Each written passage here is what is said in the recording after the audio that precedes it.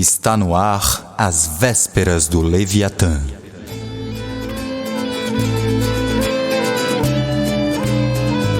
Seminário Permanente de Pesquisa em História do Direito.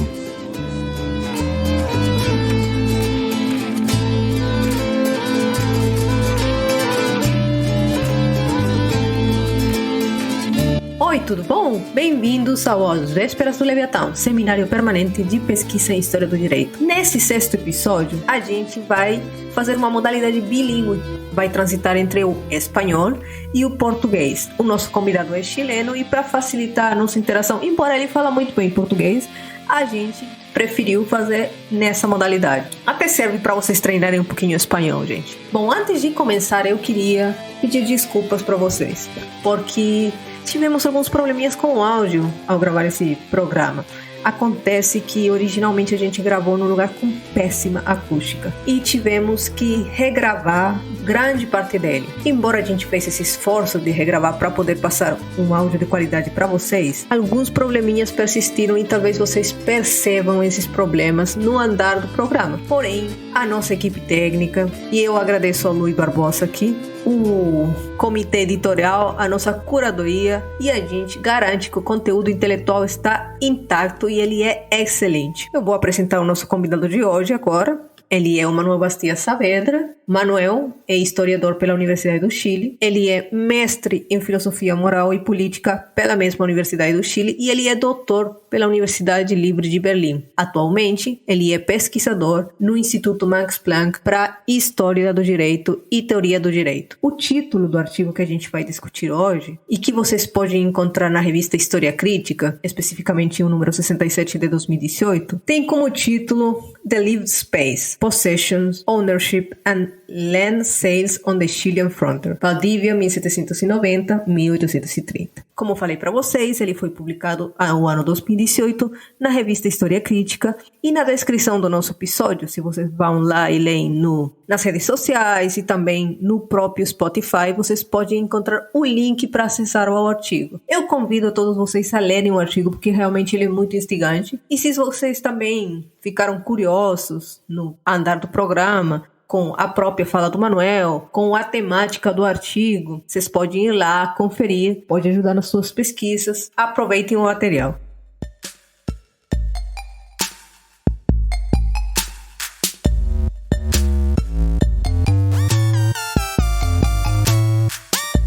Bom, bem-vindo, Manuel. É um prazer para a gente ter você aqui, poder discutir sobre o teu texto, as tuas ideias e nos adiantar um pouquinho sobre o projeto que você está dirigindo agora no Max Planck, né, que é um projeto importante também. Então eu espero que a gente possa conversar sobre várias coisas. Mas, antes de começar, yo tengo una tradición en el programa y es la forma en la que abrimos generalmente o rompemos el hielo con nuestro invitado. Yo necesito saber si te gusta el fútbol, porque hay boatos, ¿no?, que te gusta el fútbol y quiero saber qué equipo te gusta, de qué equipo eres hincha, para que time torce o Manuel. Há boatos também de que existiria polêmica aqui nesse quesito sobre o time de futebol. Tem algumas rivalidades.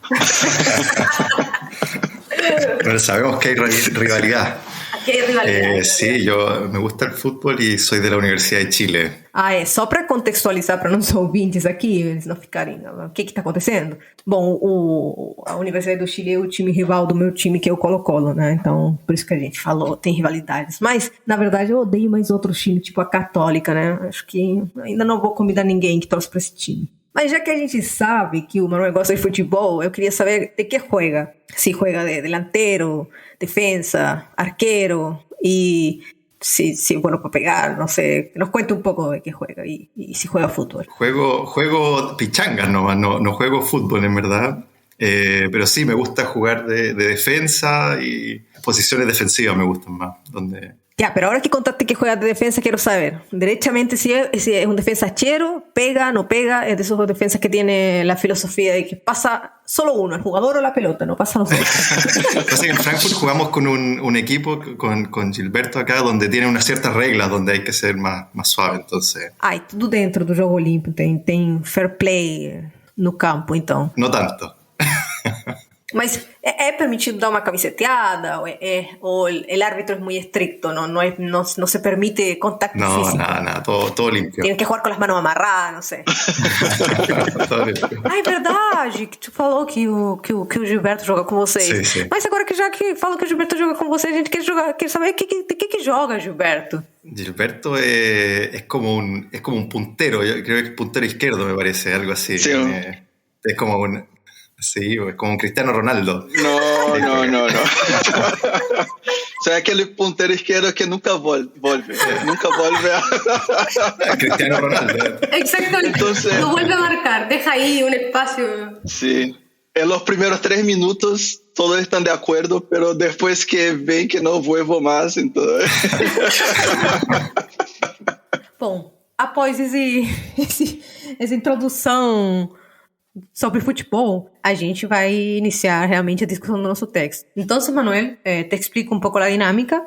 Tienes 10 minutos, 15 tal vez, para presentar tu texto, decir lo que tú estimes conveniente, cómo surgió, cuáles son las ideas principales, qué es lo que estabas observando, qué es lo que trataste de hacer en el artículo y las cuestiones que estimes pertinentes sobre el desarrollo del tema.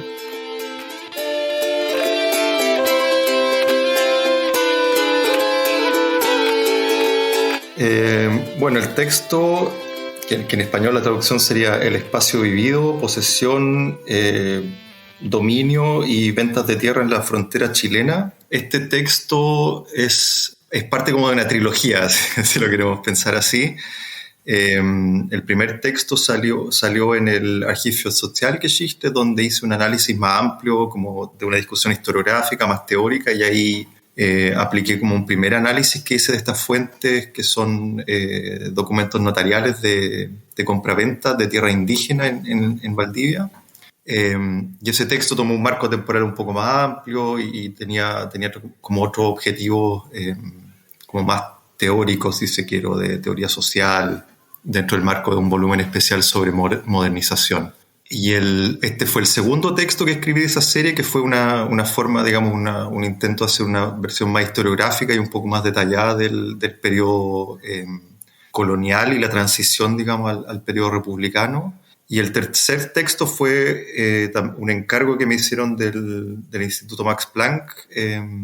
Yo en la época no trabajaba ahí, estaba de postdoc en Bremen, y ahí fue un poco también una reflexión sobre el fin de los imperios, y ahí traté de combinarlo con esta historiografía más de la cultura jurisdiccional, y de nuevo hacer como otra reflexión sobre esta transición del antiguo régimen a la época contemporánea, pero ahí desde la órbita como de qué significaba esta transición del mundo colonial al mundo del Estado-Nación, un poco y qué significaba eso para el derecho. Entonces ese fue como el tercer artículo que tenía como esas preguntas centrales. Entonces este artículo está como entre medio de 2 artículos que son más teóricos, que toman más o menos los mismos casos, y en este yo traté de hacer como una discusión mucho más detallada de qué pasaba en las compras de venta de tierra y entender como los elementos jurídicos que tenía esa institución jurídica en este contexto muy particular que era el del sur de Chile en fines del 18, en un contexto que era muy diferente del contexto colonial americano en esa época, porque era un contexto que estaba recién integrado a la corona española. Entonces eso tenía como una característica bastante particular, que eran poblaciones indígenas que eran autónomas hasta 1789 más o menos. Y entonces estas transacciones de compra-venta ocurren en este momento donde ellos se someten a la corona y comienza un poco una situación colonial, pero tardía, ¿cierto? Entonces se da esa situación que es bien interesante. Y lo que a mí me gustó, digamos, de los documentos era que yo veía más o menos en las mismas interacciones hasta 1830, o sea, hasta después de la independencia, y aun cuando cambiaban un poco todas las instituciones de administración del territorio. Entonces cambiaba de una situación colonial a una situación de un Estado nacional naciente, ¿cierto? Con un intendente nuevo, con tribunales diferentes, qué sé yo, todo un sistema de administración, digamos, del territorio y de la justicia que cambió en ese momento, pero que las compraventas seguían más o menos la misma lógica, ¿no? Entonces en el primer artículo de esta trilogía que expliqué, en ese yo como que trazo un poco esa transformación y es un trabajo que todavía tengo pendiente porque es algo que estoy escribiendo ahora, esa transformación más grande hacia mediados del 19, pero en este artículo como que se sostenía una misma situación, por así decirlo, a pesar de todos estos cambios que se estaban dando a nivel social más amplio. Entonces, por eso es la temporalidad que tiene, que es de 1790 a 1830, porque más o menos, si miramos las compraventas de tierra, siguen una misma lógica, siguen más o menos con las mismas instituciones y con una serie de, con una serie de lógicas que se sostienen a lo largo del periodo. Entonces, el artículo es bastante así, no sé cómo explicar, pero diría como unos textos así como más. Yo tengo así como fases diferentes, entonces escribo algunos artículos que son teóricos, algunos que son una mezcla y algunos que son bien empíricos. Este es como de esos más empíricos, donde trato como de dar mucho detalle y de hacer este tipo de cosas que a mí me gusta, de mostrar mucho la fuente. Entonces eso fue lo que traté de hacer acá, que era un poco de mostrar todas estas cosas como un poco extrañas que hacen, ¿no? Así como de que quiebran ramas, de que caminan por el lugar, de que gritan, ¿cierto? Gritan posesión, no sé, que aparecen los caciques o que aparecen los vecinos y dicen, y como que alegan entre ellos, o sea, tienen discusiones en el lugar. Todas esas cosas me gustaron de la fuente, entonces traté de dejar lo más posible y este artículo como que traté de hacer eso, como de mostrar todas esas cosas interesantes que tenían estas fuentes, de dejarlas como lo más cercana a la fuente posible. Entonces la división del artículo corresponde un poco a eso, ¿no? Que es como introducción, una descripción un poco del lugar y de la historia de este espacio que estoy analizando, y después un poco una cosa como un poco más esquemática, así como de dividir qué es lo que veo en las fuentes como a nivel más macro, por así decirlo, y ahí analizo las normas, ¿cierto? Cuáles son las cosas que van apareciendo en estos documentos, como las palabras, ¿no? Y ahí metodológicamente, básicamente, decir qué es lo que dicen las fuentes, ¿no? Entonces, qué cosas mencionan, qué instituciones jurídicas mencionan, qué sé yo. Y ahí están las normas, ¿cierto? Las instituciones, ¿cierto? Si aparecen autoridades, cuáles aparecen. Y en esa parte también aparecen cosas interesantes, ¿cierto? Salen los gobernadores, salen los caciques, salen estas autoridades como fronterizas que hay en esa zona, que son, ¿cierto? Los comisarios de naciones, los traductores, ¿cierto? Los lenguas generales, los capitanes amigos, ¿cierto? Y son todas estas instituciones que están en ese lugar. Y a mí me gusta también eso de estas fuentes, porque es tan natural la mención de estos personajes que, ¿cierto? Son documentos españoles, pero estos personajes no existen en otras partes digamos, del imperio. Entonces eso también como que me parecía interesante, como esta naturalización de cosas que son un poco raras, así, o extrañas, ¿no? Que, claro, que yo siempre me preguntaba así como, ¿y alguien que lee esto en Lima o alguien que lee esto ¿cierto? Así, en Sevilla, cuando llega para allá, lo entiende? ¿Sabe de qué están hablando? O sea, porque para mí era interesante todo. Entonces todo eso traté de meterlo en el artículo, y ahí, claro, o sea, describí esa parte como las compras de tierra a partir de como este encuentro de todas estas cosas, ¿cierto? De todas estas normas que se conjugan, de todas estas instituciones y como oficios y oficinas coloniales que se conjugan, y también estos actores, y los actores también aparecen, ¿cierto? Españoles diversos que son como anónimos, aparecen indígenas, aparecen otras familias, ¿cierto? Aparece parte interesada, etcétera. O sea, y aparece una serie de actores que están ahí como también dando vueltas, ¿cierto? Que tienen un rol en el documento, ¿no? Y ahí también siempre trato de decir así como de usar el documento como una ventana para ver cómo ve el derecho, ¿no? O sea, ese era un poco el ejercicio que estaba haciendo, ¿no? Entonces, en ese sentido, como si el documento me mencionaba a los vecinos, tiene relevancia, ¿cierto? Para el documento jurídico, y por algo lo están nombrando, ¿no? O sea, no es casual. Y si mencionan a los viejos, ¿cierto? También tiene una cierta relevancia. Entonces, claro, o sea, si dicen que un viejo y lo mencionan y que tiene cierta edad y todas estas cosas, están tratando de decir algo con eso, ¿no? Y ahí yo trataba de ver qué es lo que trataban de decir. Lo planteo en este artículo, no se ve tanto, pero esto se nota bien en el contraste con los documentos posteriores, donde mucha de esta información deja de existir, o sea, o deja de verse en el documento. Entonces ahí si uno toma de nuevo esta como cosa de que el documento es una ventana para ver cómo ve el derecho, ¿cierto? Ahí uno ve que el derecho deja de observar mucho de la sociedad. Entonces ya no te cuenta tanto el documento, ¿cierto? El documento se vuelve una cosa mucho más formal, mucho más abstracta, ¿cierto?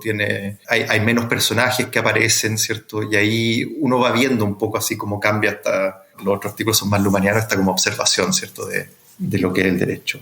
Y de ahí la última parte, yo hago un poco... o la tercera parte, no sé si es la última, voy un poco más hacia lo que yo llamé ahí la comunidad y el conocimiento social. Y ahí el punto importante era como ver cuál es la función de las compraventas y las compraventas de esta forma que la están haciendo, ¿no? Entonces, la literatura así como historiográfica de esa zona y en general cuando toma la compraventa ve una sola función, ¿cierto? La compraventa es para vender la cosa, ¿no? Entonces es una transacción económica. Pero yo decía, bueno, pero ¿por qué están haciendo todo esto que hacen? Entonces, ¿por qué meten a toda esta gente? ¿Por qué están metiendo a todos estos actores y a toda esta gente y a todos estos vecinos y hijos y etcétera, parientes? Que era una cosa que era... Yo encontraba, bueno, si quieren vender la cosa, la venden, ¿cierto? No es necesario hacer todo eso. Entonces, ¿qué es lo que están tratando de hacer y resolver haciendo todo este proceso como engorroso que van y preguntan y vuelven y si hay un conflicto se paraliza todo y van y consiguen otros testigos que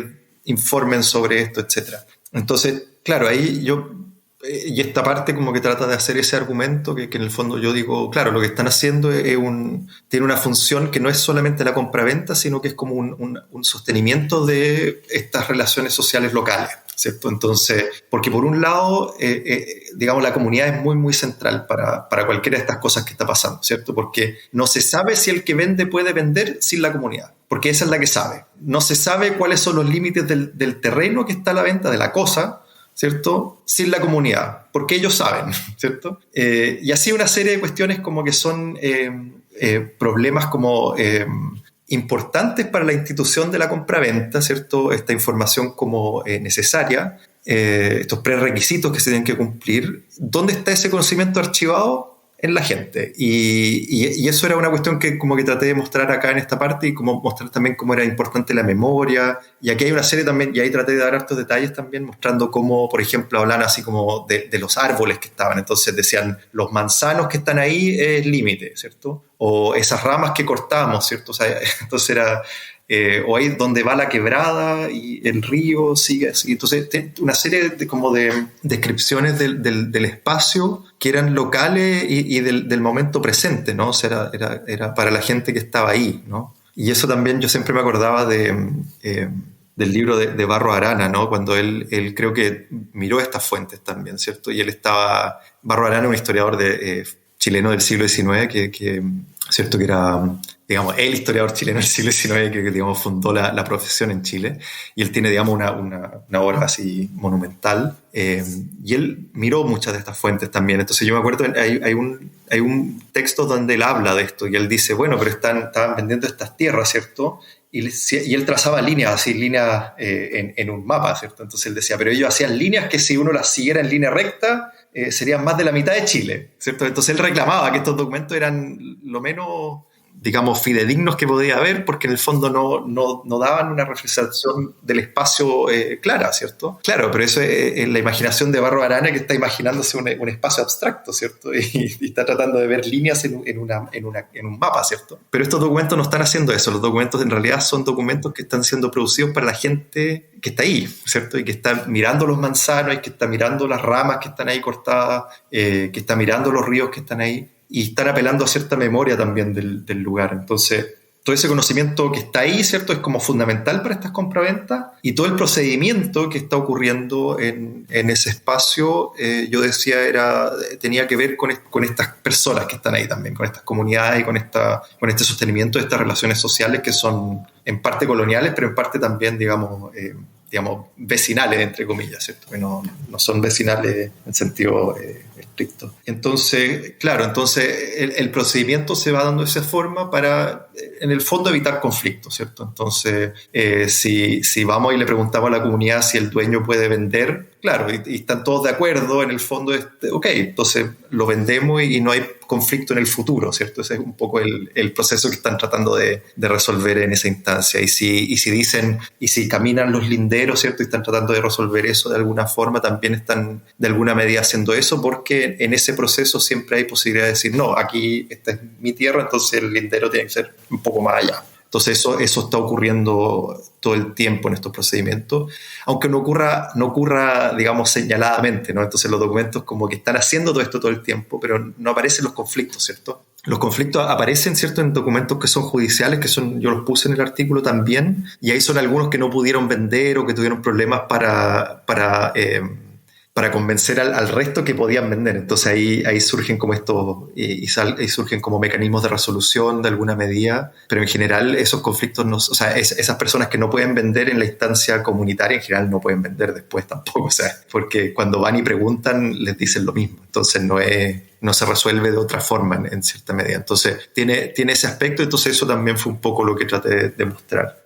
No sé si me he alargado mucho, pero lo último quizás lo central también de este texto, como el trasfondo también era un poco una obsesión mía en esa época, el tema de la posesión, que a mí me parecía una categoría jurídica fascinante, que aparecía en todas partes y nadie sabía lo que era. Entonces en este artículo también estuve tratando así como de jugar con esa institución jurídica que es tan central, ¿cierto? Y sobre todo en este tipo de documentos y sobre todo en todo este periodo, ¿cierto? Y entonces, claro, era mostrar un poco que en el fondo esta cosa de ser dueño y ser propietario nunca estaba muy desvinculado de esta cosa de ser poseedor, porque en el fondo estaban estas relaciones comunitarias, sociales, que eran tan relevantes, ¿cierto? Que al final eso también indicaba había como una cierta simetría o correlación entre la posesión y como fundamento social o comunitario del derecho, ¿cierto? Entonces eran como dos caras de una misma moneda en cierta medida. Entonces era un poco también, el artículo trataba de hacer un poco más ese argumento. Y ese tema de la posesión lo continué en un artículo como de historiográfico que salió el año pasado, que se llama The Normativity of Possession, donde hice como una salida como más historiográfica para ver este problema como más en general y de cómo se trataba en la historiografía más en general. Y ahí en ese artículo, ahí como que desarrollé un poco más este problema o sea, no sé si el problema, pero en el fondo traté de hacer una interpelación a los historiadores, de mirar un poco más la posesión como categoría relevante de tenencia de tierra, más que el tema de propiedad, porque ya llegué a un punto donde la frustración era muy grande con la historiografía y la literatura en general, donde siempre uno se encontraba con esta dicotomía entre propiedad privada y propiedad común, sobre todo en temas indígenas, ¿no? Entonces era como, yo no sé si esa es la dicotomía relevante en este punto. Miremos la posesión, que tiene todas estas cosas que son, que tiene esta como... tenía como una complejidad tan alta que yo creía que por ahí era un poco era mejor como continuar la investigación que hacer estas dicotomías, como que los indígenas no tenían propiedad, entonces, ¿entiendes? Entonces era un poco más hacer ese juego con la posesión y, digamos, enfatizar un poco esa categoría. Así que eso, entonces este artículo fue como, digamos, una parte de 3 artículos que escribí más o menos cercanos uno a otro y claro, y la finalización quizás fue ese artículo de Normativity of Possession que con ese cerré mi obsesión por la posesión, yo creo. y ahora, claro, o sea, porque ahí fue como una interpelación, pero una interpelación a mí también, entonces ahora me toca hacer el trabajo ya de nuevo, de volver al tema, pero ya ahora desde otra fuente y desde otro tipo de investigaciones. Eso.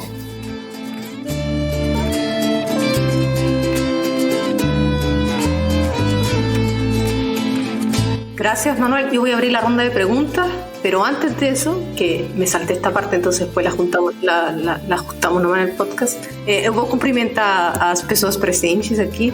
Como que você tá, Gilberto? Onde que você tá? Você tá em Frankfurt, né?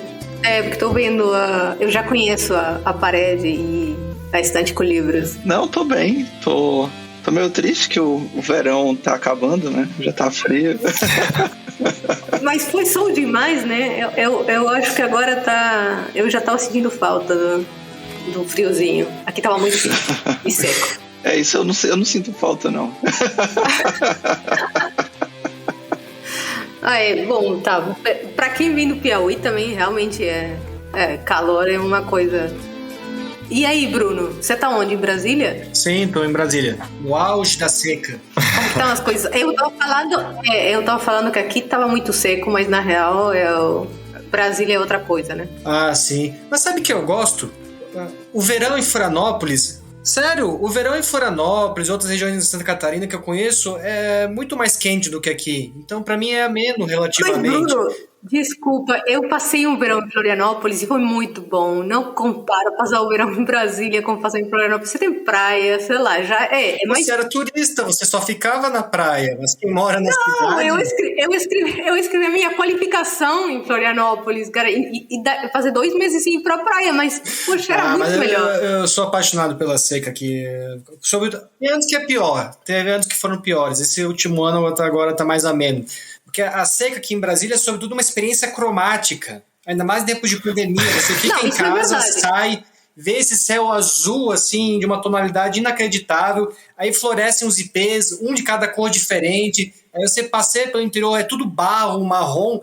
Tem umas regiões, você anda pelo Cerrado, no interior de casa. Mas tem uma hora que é igual morar em Marte, Bruno. Sim, tem umas regiões que tem tanto pó no ar, assim, é tão seco, que é como se a paisagem tivesse com neve, só que ao contrário. Porque tu vê, sabe, todo aquele marrom em tudo que é lugar, em cima das árvores, da terra, onde não deveria estar. Olha, eu passei parte da minha infância viajando pro norte do Chile, então esse negócio da poeira, o marrom, não é pra mim, tipo, já vi demais. Eu sinto até saudade, mas eu não acho bonito, não. Era uma das coisas que eu odiava em Brasília. Mas eu respeito, se eu gosto pela seca de Brasília. Não entendo, porém vou respeitar. Ah, não. Eu gosto da parte da chuva, eu acho melhor, mas procuro apreciar as belezas que tem aqui nesse momento. Não, a chuva, que isso que tem em Brasília, né? Que tem aí 6 meses de chuva, 6 meses de seca. É que é tudo tão diferente, sabe? Eu morei a vida toda em Florianópolis, praticamente. O conceito de chuva aqui é diferente. A estação chuvosa em Brasília é vir chover 30 minutos, quando muito, aí depois abre o sol, céu azul, sol forte. Chuva em Florianópolis 3 dias de chuva fria direto, sabe? É outra coisa. Eu acho melhor. Eu sou conservadora nesse sentido, Bruno, porque se em Brasília sai pra rua com roupa de verão, aí fechou o céu e começa a cair um toró, tem um monte de, sei lá, raio caindo, trovão e tudo mais, fica complicado.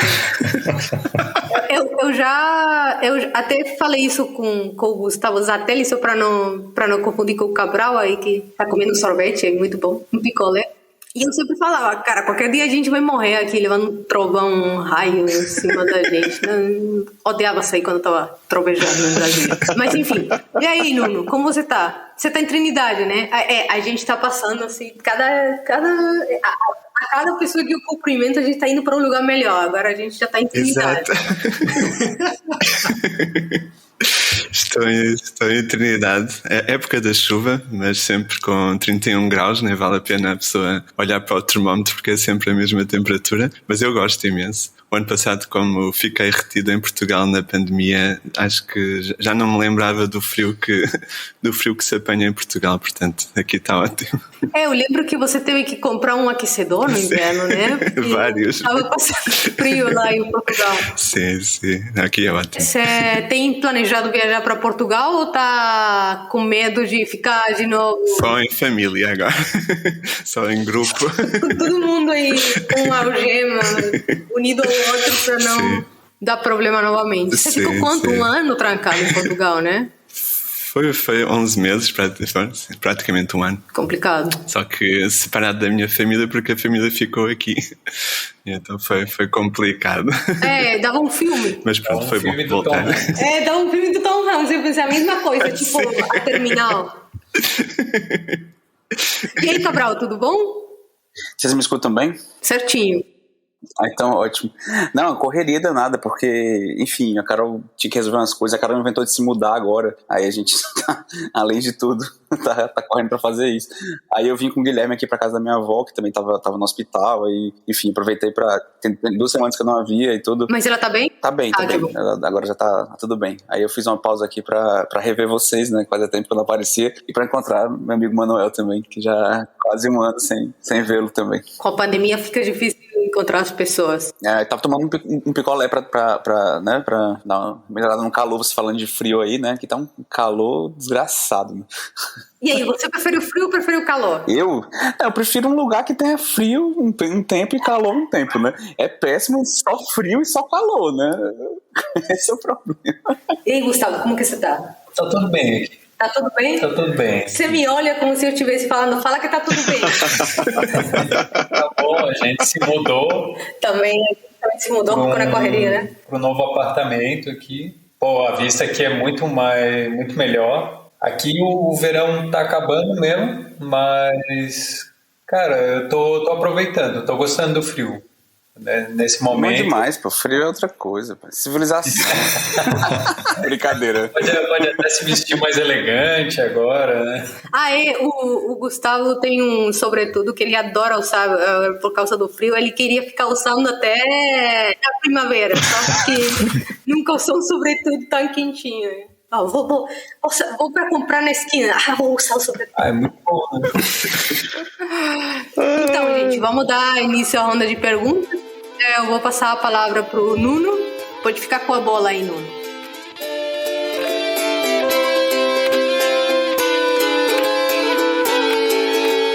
Ok. Eu quero agradecer a presença do Manuel e a oportunidade de discutir connosco. Eu gostei muito do texto e da forma como ele nos situa perante as práticas que resultam desta encruzilhada, que ao mesmo tempo é cultural, mas também é geográfica e cronológica de ordens normativas, não é? Ver esta persistência do ius comune que é levado para as colónias e a integração das comunidades locais no cerimonial público que rodeia as vendas das terras. Este lado cerimonial e público tem o seu quê de sacramental, fazendo pensar até... Eu quando estava a ler, lembrei-me do matrimónio, não é? Porque no fundo estão presentes as pessoas que vão ou dizer o que têm a encontrar ou calar-se para sempre em relação ao ato, não é?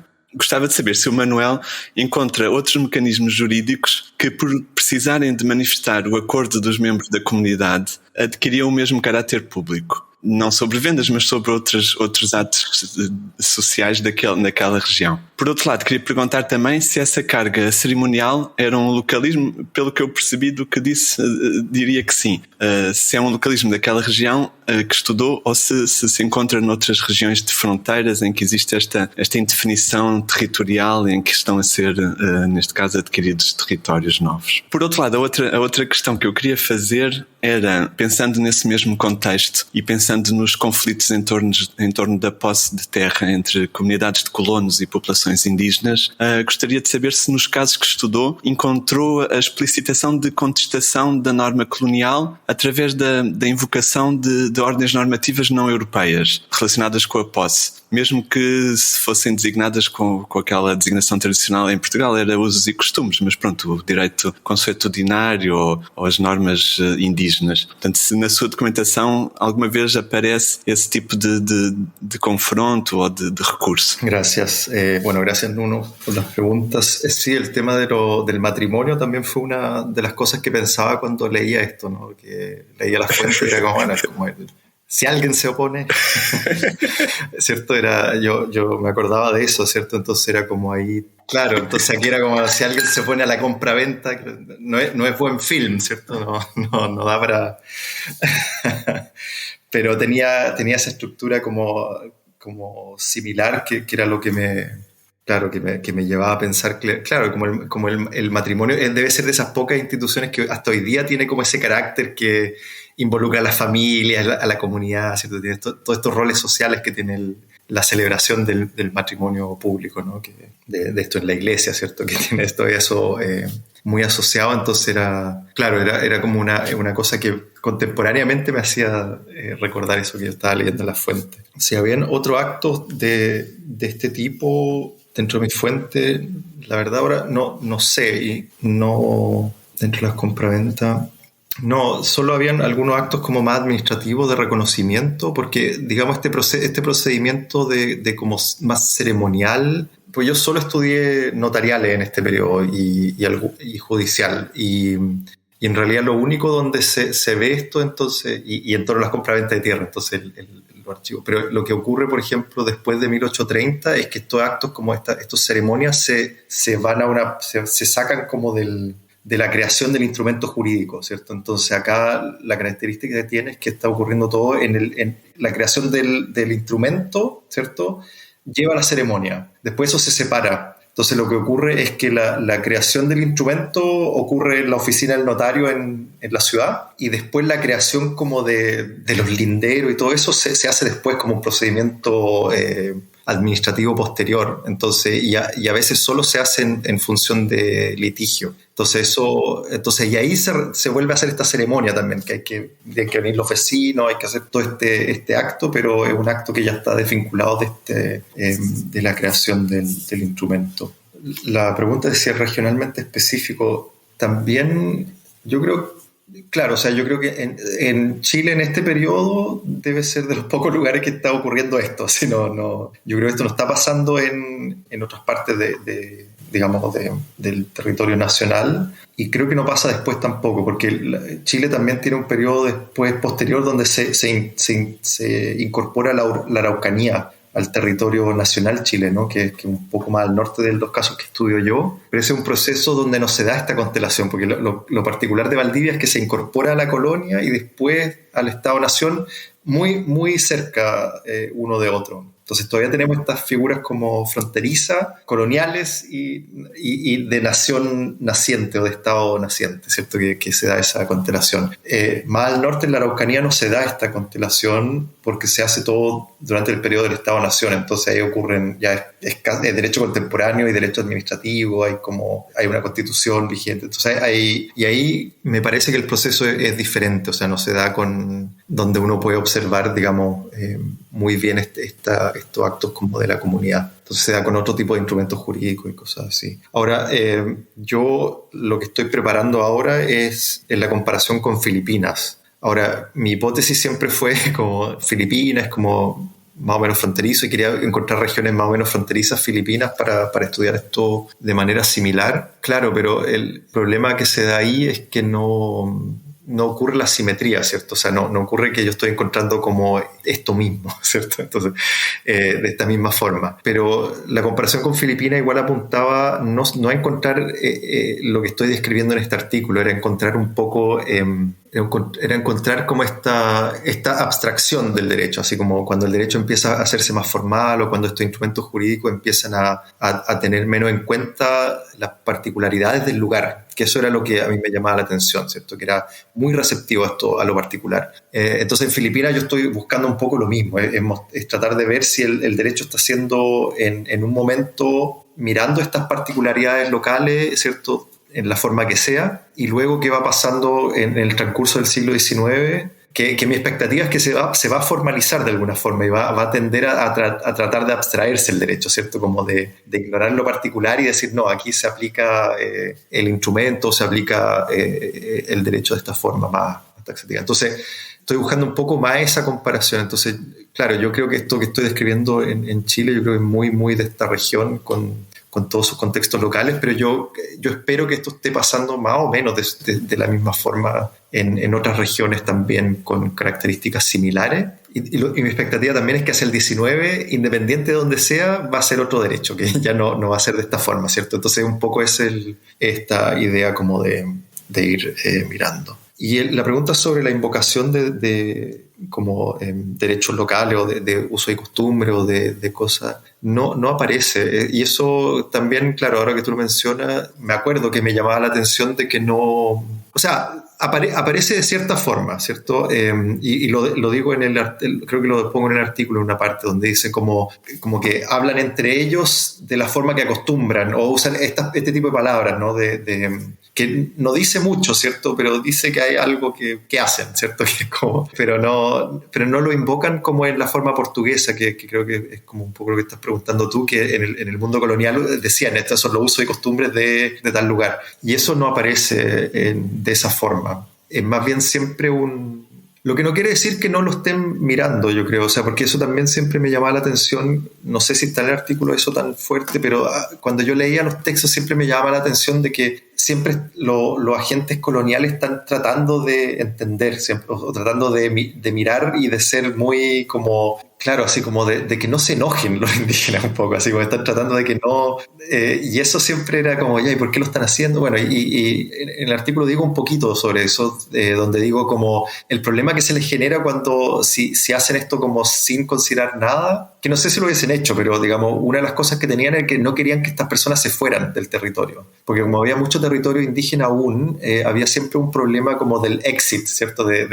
Entonces era, como estos ya estaban bautizados, estaban como viviendo en misiones, estaban como católicos, entonces eran buenos en cierta medida, eran buenos indios, la idea era que no se fueran, y también tienen, claro, y hay cuestiones estratégicas, ¿cierto? Que les sirven de defensa contra otros indígenas, ¿cierto? Entonces había ciertas consideraciones de ese tipo que estaban siempre tratando de considerar eso, pero no sé si eso, claro, responde como a esta idea de lo uso y costumbre y esta como observación antropológica que harían, ¿cierto? Y eso creo que no hay tanto en este caso. Eu vou passar a bola pro Cabral, que comeu rapidinho o picolé dele para poder perguntar, então vou deixar a palavra com ele.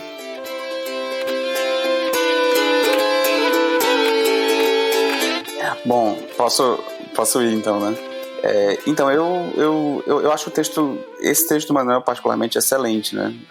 Um texto que, enfim, possibilita uma série de reflexões que partem, né, evidentemente, de um local específico, né? Enfim, de uma região de fronteira. Eu acho que isso, por si só, já torna o texto muito interessante, né? Assim, eu sou muito...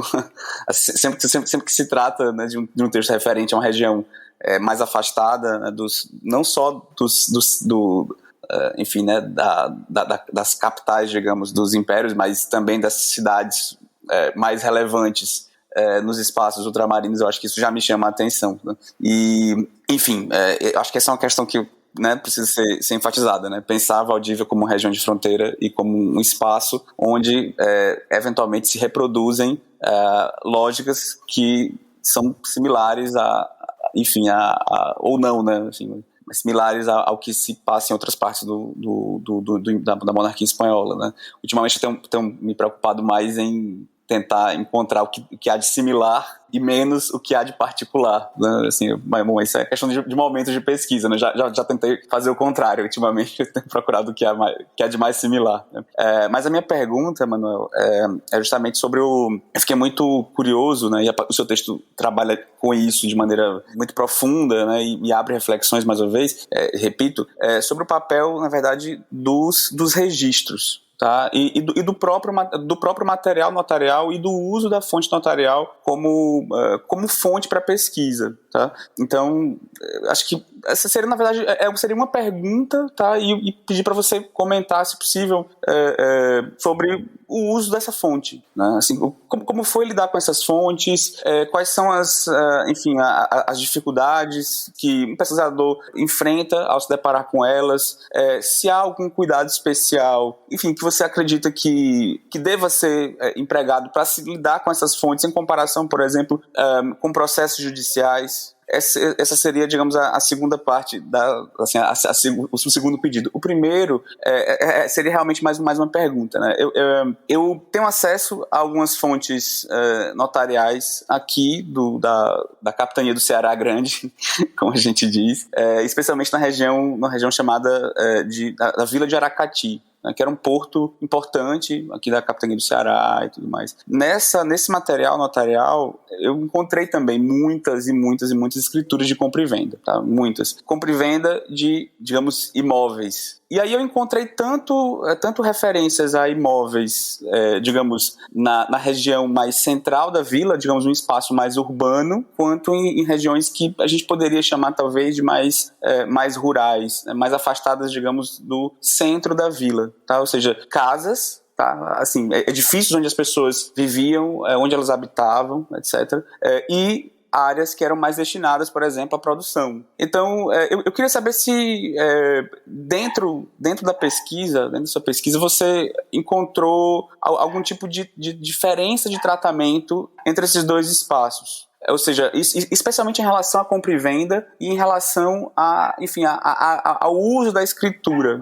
Porque um dos argumentos que a gente percebe no seu texto é justamente o fato de que assim, a posse era anterior, né, muitas vezes, à própria negociação, e que, em larga medida, as escrituras e os documentos acabavam, de alguma maneira, regularizando essa situação, eventualmente fazendo prova, né, tudo mais, mas o elemento que antecedia toda essa situação era a posse. Né? Isso, claro, se eu tiver compreendido bem o argumento. E, evidentemente, se a gente compara um espaço urbano, se é que dá pra gente falar em espaço urbano, né, para esses lugares, e enfim, uma zona mais afastada, particularmente encaro como espaço com características diferentes. Então, quer dizer, a construção de uma casa, muitas vezes, é algo que demora mais tempo, é algo que está muito, digamos, que é observado pela comunidade, o que não necessariamente acontece em zonas mais afastadas, né, zonas rurais, em que a situação de fato pode muitas vezes se sobressair justamente porque às vezes, sei lá, as pessoas ocupavam aquelas terras por 10, 15, 20 anos e sem que houvesse um maior contato com outras, com outras pessoas, com outros poceiros, né? Quer dizer, no ambiente urbano talvez os olhos estivessem mais atentos para essas mudanças, tá? Então eu queria te perguntar se você já refletiu sobre isso, porque essa é uma reflexão que de alguma maneira, esse é um problema que de alguma maneira tem me perturbado, né, em relação a essa questão. Eu queria saber se você já refletiu sobre isso e se as suas fontes te disseram alguma coisa sobre essa questão. Gracias, Gustavo. Voy a partir por la segunda, ¿cierto? Que es más corta la respuesta, yo creo. Entonces, esa diferencia entre espacio urbano y espacio rural, ¿cierto? Yo miré compraventas en el archivo, ¿cierto?, de Valdivia, que el que estaba mirando, de predios que eran urbanos, digamos, en ese sentido. Y los miré, ¿cierto?, y los analicé. Entonces, la figura que tenía era muy diferente a lo que describo en el texto. Entonces, sí, hay una diferencia grande. O sea, ahí pasan otras cosas. Entonces, otro tipo de compraventa la que está ocurriendo. Pero lo que yo hice, en el fondo, mi selección fue en función donde fueran tierras indígenas, que era lo que me interesaba mirar en ese momento. Entonces, esas eran todos predios rurales. Entonces, ahí se daba esta como regularidad. Pero si uno mira así como entre la zona como... de fuera de la zona de la Plaza Fuerte de Valdivia, ahí, claro, ahí es todo como yo lo describo, ¿cierto? Esa es la forma. Adentro es diferente. Y ahí es donde el archivo juega un rol más importante que la comunidad, por ejemplo. Entonces apelan a documentos también mucho más que a la memoria, por ejemplo. Entonces está ese elemento de diferencia grande. Y por eso yo siempre trato de enfatizar así como de que es un contexto bien particular, donde si tú dices... Si yo dijera así como, entonces eso es donde yo siempre tenía cuidado, que decir el siglo, a fines del XVIII, el derecho no era así, ¿cierto? Era así en este lugar particular, ¿cierto? Que tiene esta constelación específica. Pero el derecho en otras partes, ¿cierto? Ahí mismo, ¿cierto? Un par de kilómetros más adentro ya cambiaba mucho. Entonces eso sí hay una diferencia en ese sentido. Ahora, el tema de los notarios, del documento notarial, yo... Claro, cuando estaba escribiendo estos artículos, ¿cierto?, en función de esta documentación notarial, yo siempre pensaba me reía, ¿cierto?, para mí mismo, porque yo cuando estudié historia, yo siempre fui como, no me gustaba ser historiador. Entonces, cuando estaba en el pregrado, no me gustaba ir a archivos. Y me acuerdo que una vez me hicieron para el curso de Historia del siglo XIX ir al archivo, me acuerdo todavía muy, muy claro. Y me tocó trabajar en pareja con un gringo, y el profesor nos mandó a trabajar al notarial de no sé dónde para ver temas de predios rurales en, no sé, era como la sexta región en Chile. Y me acuerdo que yo miraba los papeles y decía, mencionan unas vacas, mencionan unas rejas, plata, no entendía nada y no sabía qué hacer con eso. Entonces yo ahí decidí, dije, yo no voy a ir nunca más a archivo. Esa fue mi decisión. Y esto, digamos, explica un poco mi biografía, ¿cierto? Entonces, mi tesis de licenciatura la hice sobre historia de la historiografía. O sea, yo dije, ¿cómo escribo una tesis en historia donde no tenga que mirar documentos, ¿no? Entonces, ahí dije, bueno, leo historiadores, ¿no? Y lo hice así, y después me cambié a filosofía. Y así que hice el magíster en filosofía. Bueno, y esas cosas que da la vida, digamos, por la tesis doctoral, que trabajé documentos más contemporáneos que no sé, tema más reciente. Ahí me reencanté con el archivo y ahora, bueno, entonces ahí terminé ahora con los archivos notariales de Valdivia, que terminé leyéndolo, ¿cierto? Y lo encontré fascinante, ahora lo entendía, ¿cierto? Ahora como que cuando los vi de nuevo, dije, claro, acá hay un montón de información que antes yo no sabía extraerle, o sea, no sabía qué hacer con eso. Las vacas eran importantes al final. Las vacas eran importantes, exacto. Y tienen claro, o sea, y todas esas cosas que mencionaba. Entonces, el notarial, ¿qué es lo que me gustó, digamos, a diferencia del judicial? En el judicial uno tiene un proceso largo, ¿cierto? Que va pasando por diferentes fases y tiene como diferentes instancias procesales que se van resolviendo, ¿cierto? Y tiene como la construcción del documento del proceso es diferente del notario. Entonces, eso yo me fijé mucho. Entonces, el notario a mí me gustó esa cosa que fuera seriado, ¿no? Que es una cosa que se repite en el tiempo. Entonces, en el juicio siempre hay una cosa como particular que está ocurriendo, que es un conflicto que tiene que ver con ciertas circunstancias particulares, pero una compraventa siempre es una compraventa. O sea, aunque cambie las circunstancias concretas de la compraventa, siempre es un acto que tiene que ver con que una cosa cambia de manos y pasa a otra persona. Y eso es lo que está ocurriendo en el fondo en una compraventa. Entonces yo cuando empecé a leer los notariales, empecé a mirarlo de esa forma, como que no sé por qué mi cabeza funciona así, digamos, que en vez de mirar a las personas, que es lo que tienen que hacer los historiadores sociales, yo soy historiador social también, pero yo no pienso como historiador social, sino que empecé a mirar esta repetición. Y eso fue lo que me empezó a fascinar.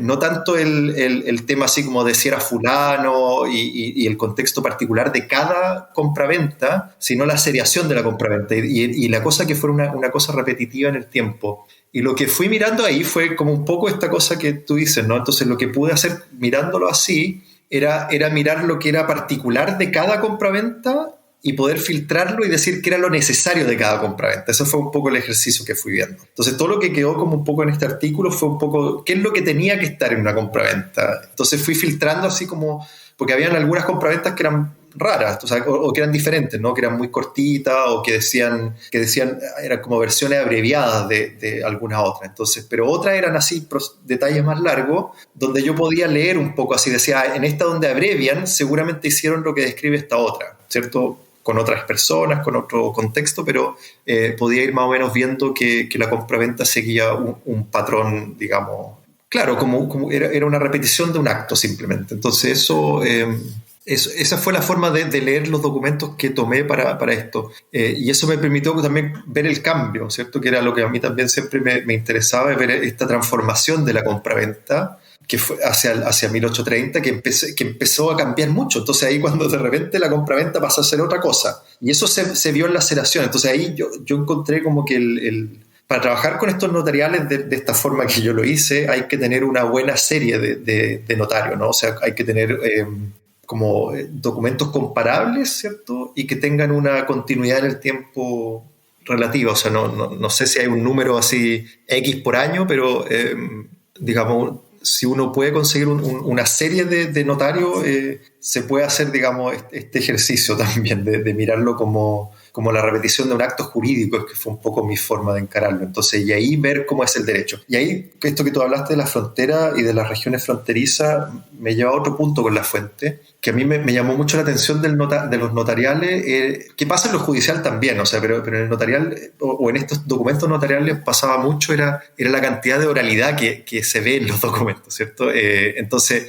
todo el tiempo la gente está hablando. Y eso es lo que es muy, muy interesante el documento. Entonces, y por eso me interesaban estas regiones de frontera y por eso me siguen fascinando todas estas cosas como del derecho más vivido, ¿cierto? De lo que la gente hace, ¿cierto? Y de lo que la gente cómo vive la gente, cómo la gente entiende ciertas cosas y de cómo eso tiene, digamos, efectos jurídicos, ¿cierto? Eso es como el tema también que siempre me persigue, ¿cierto? O lo que me fascina de estudiar este tipo de regiones y de periodos también, o sea, va relacionado con eso. Y el notarial, estos documentos notariales lo que tenían era eso, al ser este tipo de documentos fronterizos y de estar en este contexto, eran documentos que eran historias, ¿cierto? Eran relatos de lo que hacía la gente, de cómo caminaba, ¿cierto? Lo que decían uno del ritual, de la ceremonia, de cómo gritaban, ¿cierto? Pero también de cómo conversaban entre ellos. Y están todas esas cosas de oralidad del derecho que me gustaba así de esta fuente. Entonces, el tema de la frontera yo siempre me gustó y siempre me fascinó para mirar el derecho, precisamente porque es un lugar donde el derecho no es tan textual, ¿cierto? Entonces no están leyendo libros, no están citando autoridades, no están haciendo ninguna de esas cosas, ¿cierto? El notario, el que está ahí escribiendo, ¿cierto? Que él sabe escribir, pero todos los demás están hablando y están haciendo cosas, ¿cierto? Entonces tiene eso. Y bueno, como último punto,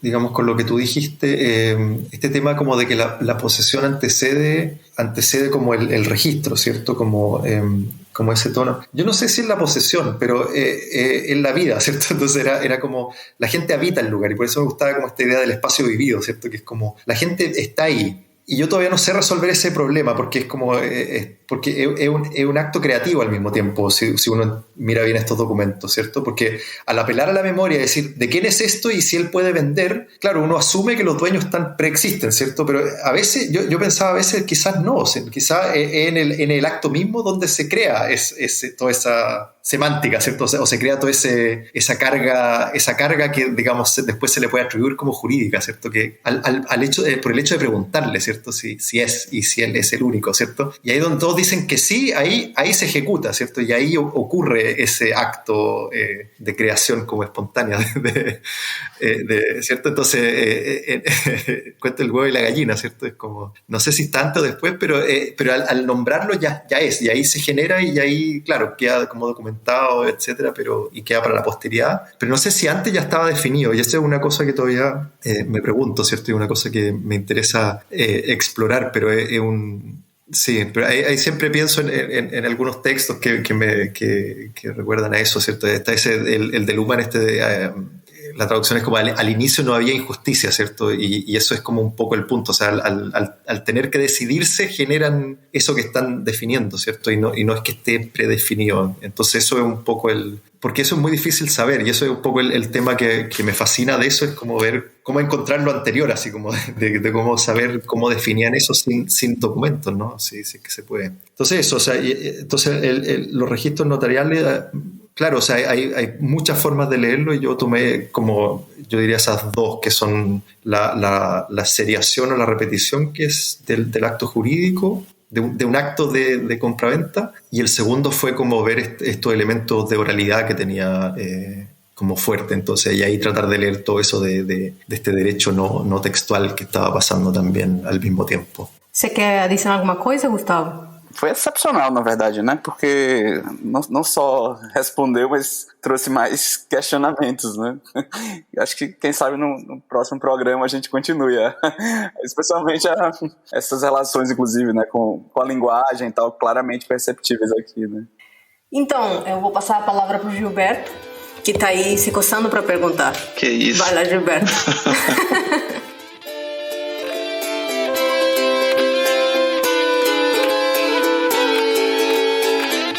No, Manuel, gracias. Y lo que más me llama la atención del artículo es cómo observas y describes los llamados procesos sociales discretos que se dan en la tradición de la tierra en Valdivia, y creo que es lo que más se destaca en la parte 3 de tu artículo. Es una interesante observación de la porosidad de la propia semántica de las instituciones de señorío y posesión, desde el derecho castellano, como por ejemplo el reconocimiento de los costumbres locales, la tradición de la tierra y el consentimiento general y de los caciques, como esto es importante para la autorización de las ventas. Mi pregunta sobre esto sería cómo las cualidades naturales de estas tierras, la posición a los accidentes geográficos favorables, por ejemplo, la proximidad a los canales de los ríos, terminam influyendo ou não em los requisitos prévios, las condições de possibilidade destas relações de la Terra. Então,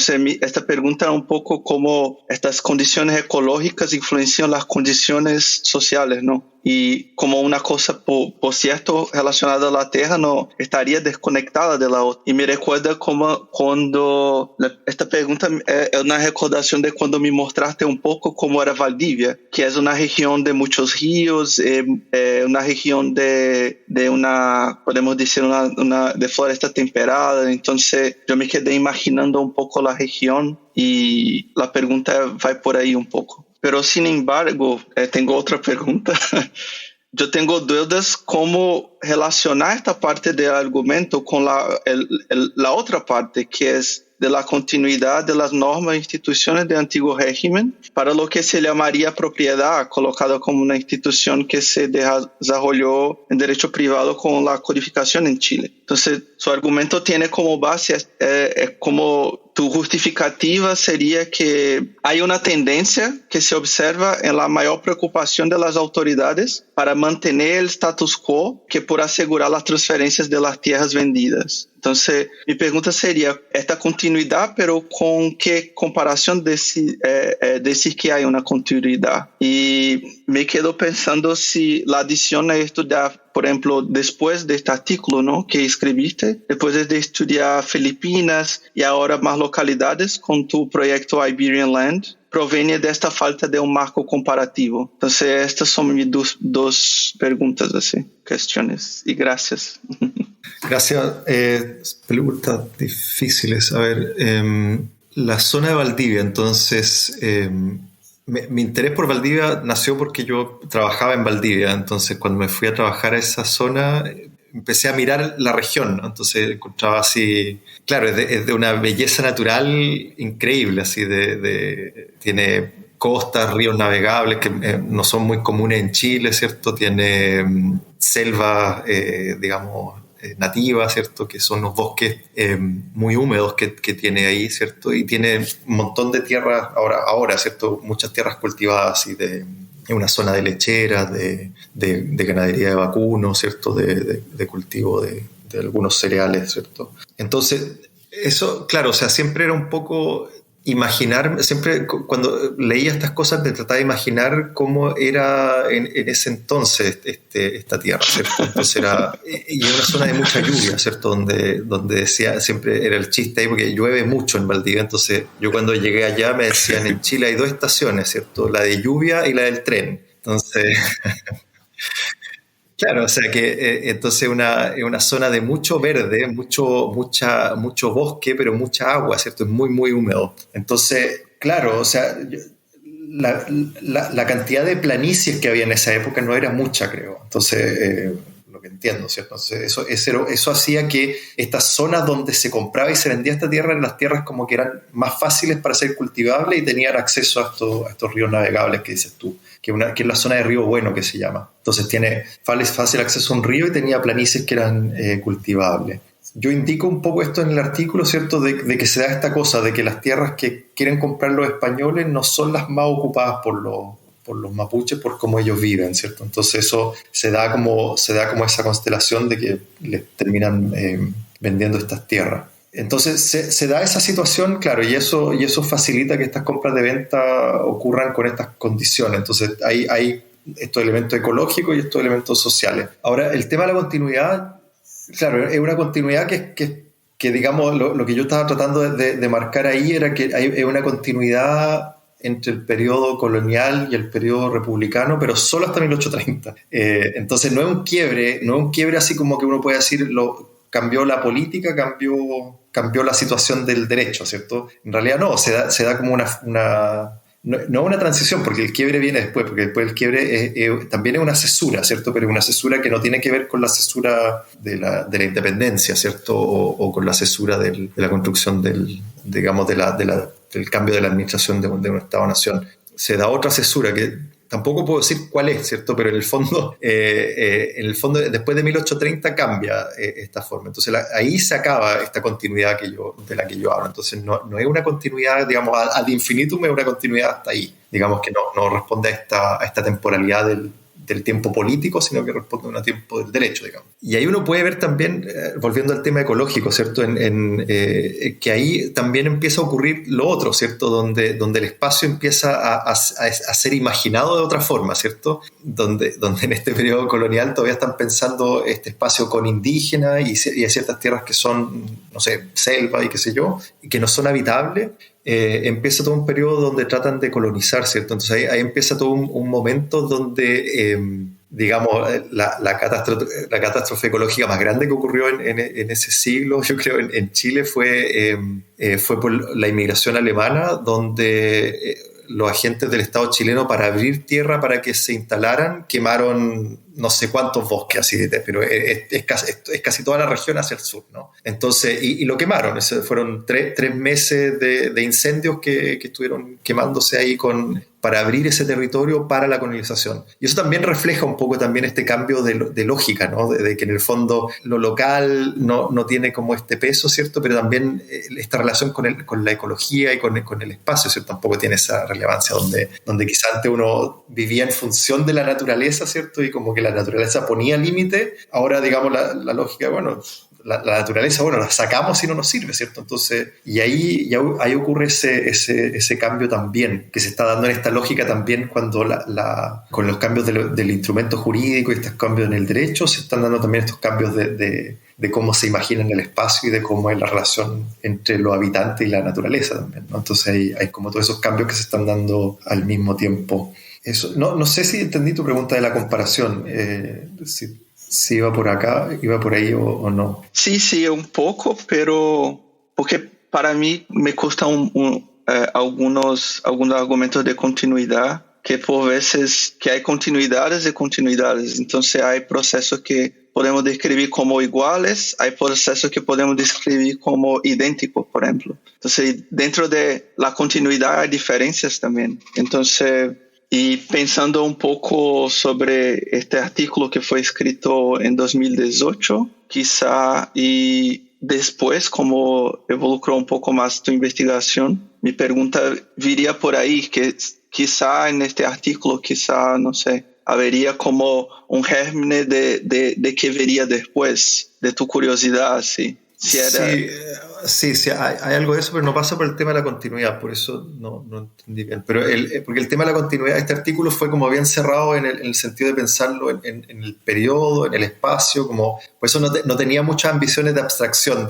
o de generalización, ¿cierto? Era como decir, esto está pasando en estos casos que yo estoy viendo y tiene estas características. Estaba como discutiendo un poco con la literatura anterior que había trabajado con estos mismos documentos, y estaba tratando de hacer un argumento en el tema de la continuidad con este argumento con la política, ¿cierto? Con el fondo, de que en general en historia se tienden a hacer estas cosas, como si cambia una cosa tendemos a suponer cambios en otras cosas, ¿cierto? Entonces, si hay independencia y ya no hay colonia, también suponemos que cambia el derecho. Entonces, era un poco para romper ese esquema que estaba tratando de hablar de continuidad. O sea, hay esa continuidad hasta ahí, pero hasta el 30 más o menos, y ahí diríamos el tiempo de cómo funcionaba la compraventa se acababa. Claro, o sea, un poco la metodología que usé acá, o digamos esta cosa que fui como mirando en estos espacios locales, me fue abriendo otras cosas. Entonces, por un lado la evolución fue hacia este tema de la posesión que hablé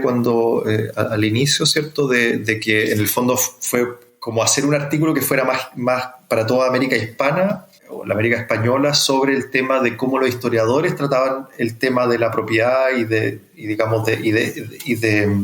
llamar la atención sobre un poco más de sensibilidad por estos temas o por estas otras categorías, ¿cierto? Como la posesión. Y asociado a eso, también empecé a pensar estas cosas como de las familias, ¿cierto? De estas comunidades que están en el lugar, de estos diferentes tipos de autoridades que están involucrados acá. Entonces eso fue un poco lo que después me interesó para, digamos, hacer esta comparación más grande que voy a empezar ahora. Porque al final lo que mostraba este artículo es que la regulación de estas tierras, ¿cierto? No pasaba por el derecho castellano, ¿cierto? No era simplemente el derecho castellano que está regulando, ¿cierto? Porque hay mucho de jus comune y lo están usando. Pero como tú decías bien, ¿cierto? Tiene esa porosidad. Y esa porosidad lo que muestra es que en el fondo permite que entre todo este derecho como consuetudinario, estas costumbres locales, que entren estas figuras locales también y todo está como...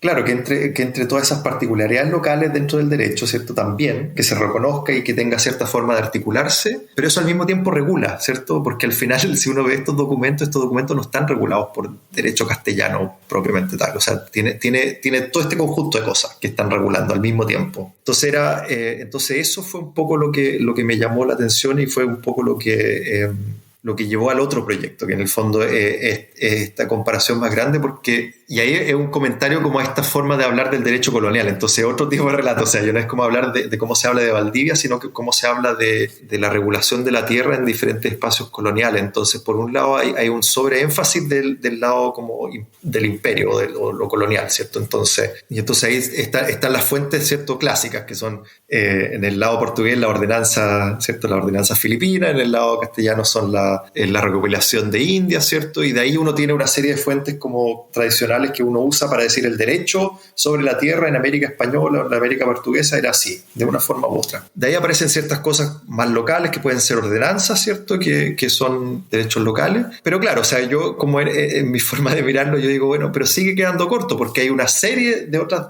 normas y formas de regulación que no están siendo vistas como instancias de regulación, y ahí son precisamente estas autoridades, estas comunidades, las familias, las casas, los grupos de parentesco, ¿cierto? Y ahí uno puede meter también temas como de espirituales, ¿cierto? De antepasados, Dios, no sé, o otros tipos de dioses, o otros tipos de espíritus y cosas así. Entonces eso fue un poco lo que... Claro, como este análisis detallado que hice acá fue una cosa como que dije, bueno, si uno hiciera un análisis detallado de diferentes partes, vería cosas similares y cuáles serían, ¿cierto? Entonces ese es un poco el objetivo. ¿Y cuánto duran? Y esa es la otra pregunta del proyecto. Entonces puedo contar un poco de ese proyecto que estoy hablando como entre personas que se conocen. Entonces ese proyecto va a comenzar ahora en noviembre. Es un proyecto que se llama Iberland, que es el acrónimo que usé para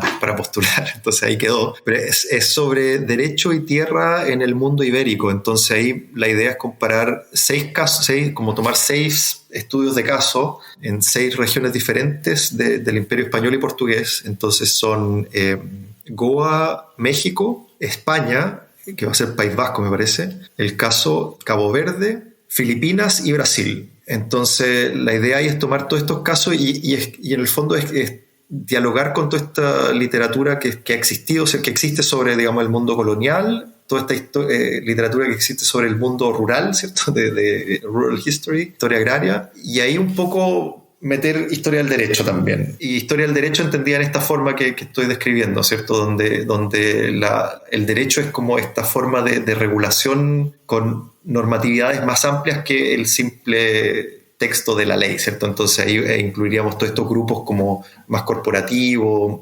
comunidades, familias, etcétera, etcétera, para ver cómo eso, digamos, va determinando quién tiene acceso a la tierra y quién tiene derechos de uso y cómo se distribuye, etcétera, este tipo de cómo se sucede, ¿cierto? Y la idea mía, o sea, la hipótesis en el fondo es que va a tener unas figuras similares, ¿cierto? En diferentes partes, o sea, va a tener estas estructuras como que están atadas a diferentes grupos, ¿cierto? Desde la corona para abajo, pero va a estar atada a diferentes grupos y va a estar, digamos, articulada de manera múltiple, y eso va a ir cambiando a lo largo del tiempo. Entonces ahí es un poco la idea del proyecto, es como estudiar, digamos, hacer esa descripción y ver cómo cambia también hacia, digamos, la hipótesis más o menos el 18-19. Entonces ahí es ver qué cambia, cómo cambia, si se comprueba que cambia primero en Europa o no. Entonces hay ese tipo de cosas que quiero explorar, pero tienen que ver con, no tanto con estas preguntas de continuidad o cambio, pero tienen que ver con estas preguntas como de, bueno, ¿cuáles son los diferentes grupos y cuáles son los diferentes como formas en que la gente se imagina en diferentes lugares sus derechos de uso y acceso y distribución y sucesión, etc. Entonces va por ahí un poco, o sea, es como tomar esta idea del espacio vivido también, o sea, es como de mirar muchos espacios que se habitan y que se habitan de formas diversas, pero en el fondo yo creo que hay una regularidad en el sentido de que todos siguen como una lógica similar que tiene que ver con estos contextos locales y que tienen que ver con estas dinámicas de...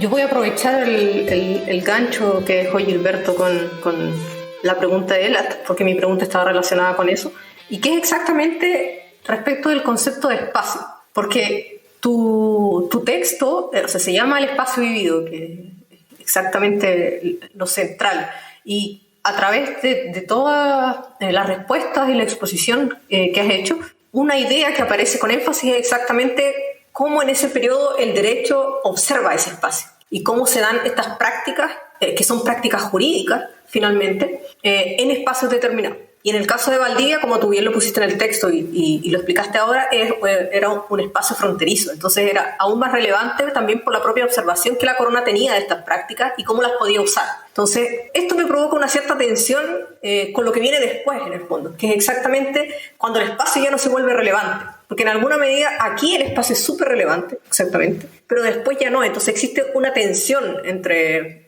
el espacio y el derecho y en esta abstracción del derecho. Entonces, por eso yo quería saber qué es exactamente el espacio, cómo lo conceptualizas tú en este texto. Porque aparece que es mucho más que la propia descripción geográfica que hacen del lugar, en el fondo, aunque está condicionado por estas cuestiones ecológicas, pero tiene mucho que ver exactamente con la vivencia de las personas en el propio espacio, pero también con la observación que hace el propio derecho de este espacio. Entonces es una tensión de dos lados que es súper interesante, por eso que me llamó mucho la atención. Sí, yo creo que no sé si lo pensé así, como estás describiendo, pero claro, o sea, ahora que lo dices, claro, yo creo que hiciste un mejor análisis que yo del texto, quizá. Claro, o sea, yo como lo pensé pues, no lo conceptualicé en realidad, estaba tratando de hacer eso como a propósito también, porque hay cosas que es necesario conceptualizar y algunas como que mejor dejar ahí, ¿cierto? Así como de no tocar mucho. Es que exactamente, claro, eso es lo interesante del texto, porque va apareciendo el concepto sin que lo digas, a través de la descripción. Sí, claro, y como que un poco...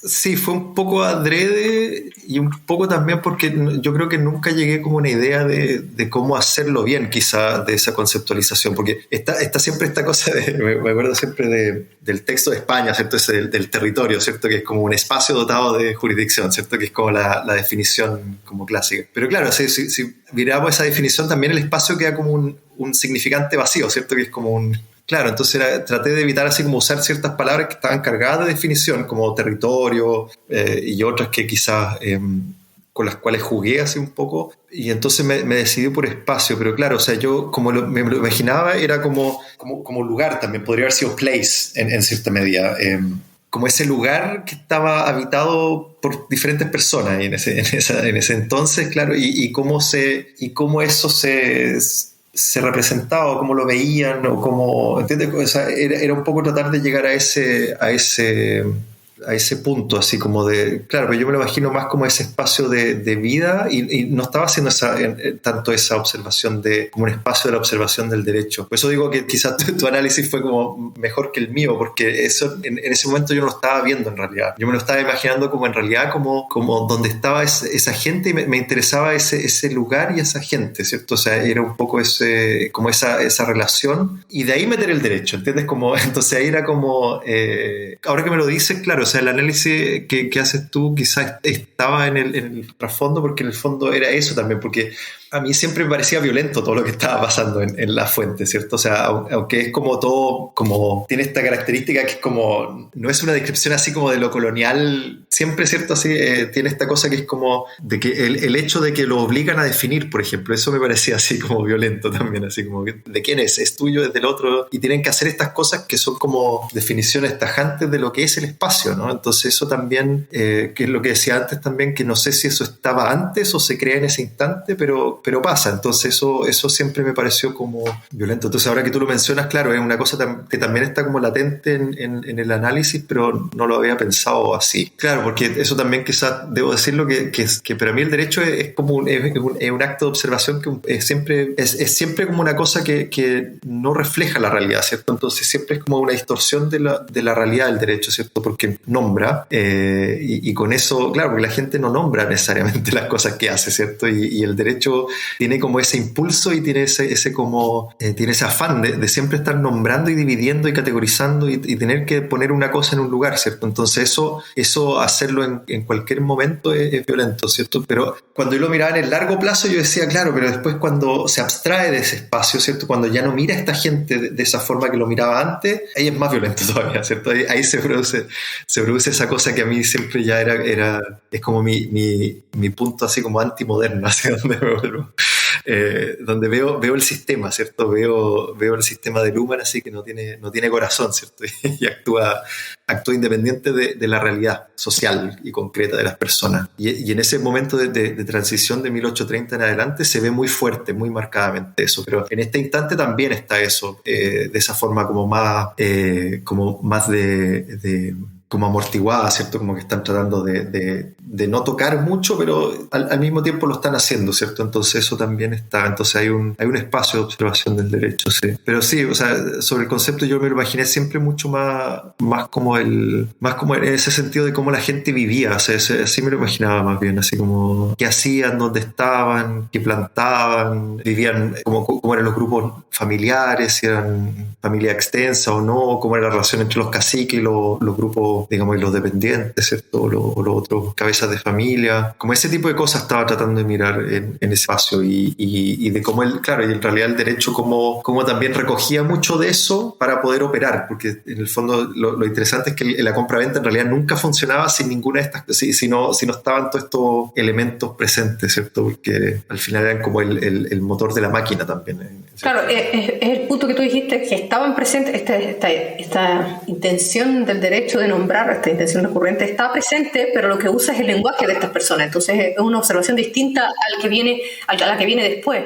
cuando ya, claro, es todo mucho más abstracto. Entonces no importa esta porosidad en las palabras que puso Gilberto. Pero, por ejemplo, pensaba esto en relación a tu proyecto, porque si el espacio es tan importante, también es probable que encuentres muchas prácticas diferentes que son relevantes. Claro, eso es un poco la idea, claro, porque en el fondo ya estaba haciendo hartas lecturas de literatura secundaria y claro, o sea, y ahí es donde se vuelve súper interesante todo, ¿no? O sea, porque claro, porque cada lugar tiene diferentes formas o sea, la gente vive de diferentes formas en diferentes lugares, ¿cierto? Eso es como obvio, pero si uno le da como esta impronta jurídica, ¿cierto? Si el derecho está, digamos, abierto a eso, todo eso va a entrar, ¿cierto? En la comunicación jurídica, por así decirlo, o en la construcción de instrumentos, por ejemplo, si se quiere decir de una forma más restricta. Pero entonces, en ese sentido, claro, en la construcción de todos los instrumentos, así que es lo que yo me imagino, así como de compraventas,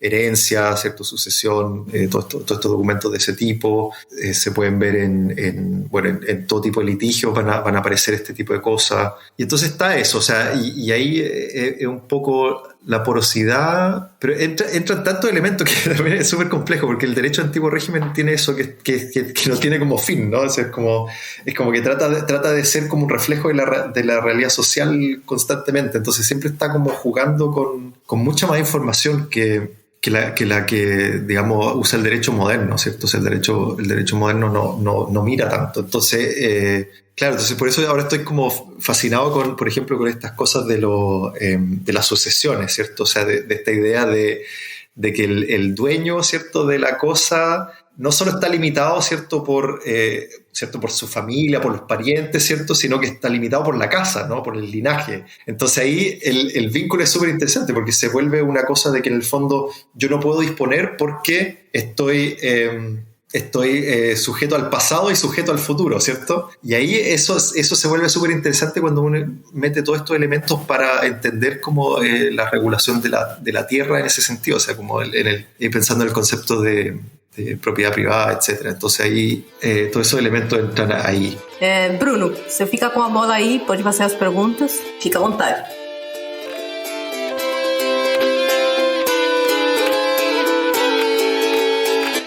Muito obrigado. Manuel, é um prazer revê-lo. Conheci ano passado no evento do Gustavo Cabral, de quase um ano atrás.